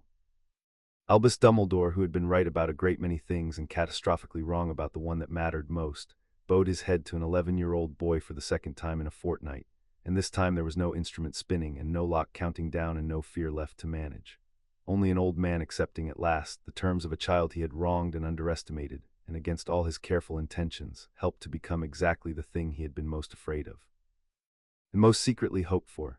"Then I accept your terms, Harry," Dumbledore said, "all of them, and I will spend whatever years I have left earning the mercy you should not have offered, and I am wise enough, finally, to take. The locks are gone, the choice was yours, and the world," he looked at the boy and something that had been bent in him for 11 years straightened, "the world is in better hands than mine. I think it always would have been. I was simply too frightened to let it go." They went up out of the dark together, the old man and the boy and the unreadable man in black, and at the top of the stairs Ron and Hermione were waiting where they had sworn they would wait. And the moment they saw him they forgot every promise about staying calm and crashed into him, Hermione crying and furious and checking him for wounds, Ron white and babbling with relief, and Harry stood in the entrance hall of the castle that had been built to cage him. Held up by the two friends the cage had never imagined he'd be allowed to have, and let the warm common laugh come up out of him, the one from the mirror, the one that was his heart's desire, and it was real, and it was his, and no lock would ever take it from him again. That night alone at last in his bed in Gryffindor Tower with the curtains drawn and his friends asleep around him, and a school full of people who still thought he was exactly as ordinary as they had made him, Harry lay in the dark and felt the whole of the concordance turning quiet and ruled beneath his sternum, awake and whole in his, the seam held easy now, a discipline he would carry every hour for the rest of his life and had already decided was worth it. So he said softly to the law, to the dark, to the thing that had grown in his soil for 10 years and was now his to command. 7 locks, 1 year. They thought caging me would keep the world safe. All it did was teach me how to set my own terms with everyone who ever tried to set mine. He closed his eyes. We've got a lot of work ahead of us, you and I, a wraith that ran, a world that doesn't know what it's standing on. A lot of frightened decent people who will need to never find out how close it came. Think you can keep up, Sovereign, the concordance said, and somewhere in the vast old register, for the first time in all the ages of the world, there was something that was almost against everything it had ever been: content. I have waited since the breaking for a will worth answering. I will keep up. Sleep, Harry. The cage is ash, the choice is made, and the terms at last are yours. And Harry Potter, 11 years old, sovereign of the law beneath all magic, the boy they had locked behind 7 seals and the one who had shattered every one of them on his own terms, pulled the blankets up against the cold and slept, behind a wall no one could open, in a world he had just decided would stay free, with the people he had chosen breathing soft around him in the dark, and for the first time in his whole life he was not afraid of what the morning would bring. Because for the first time in his whole life the morning was his. Chapter 7 End.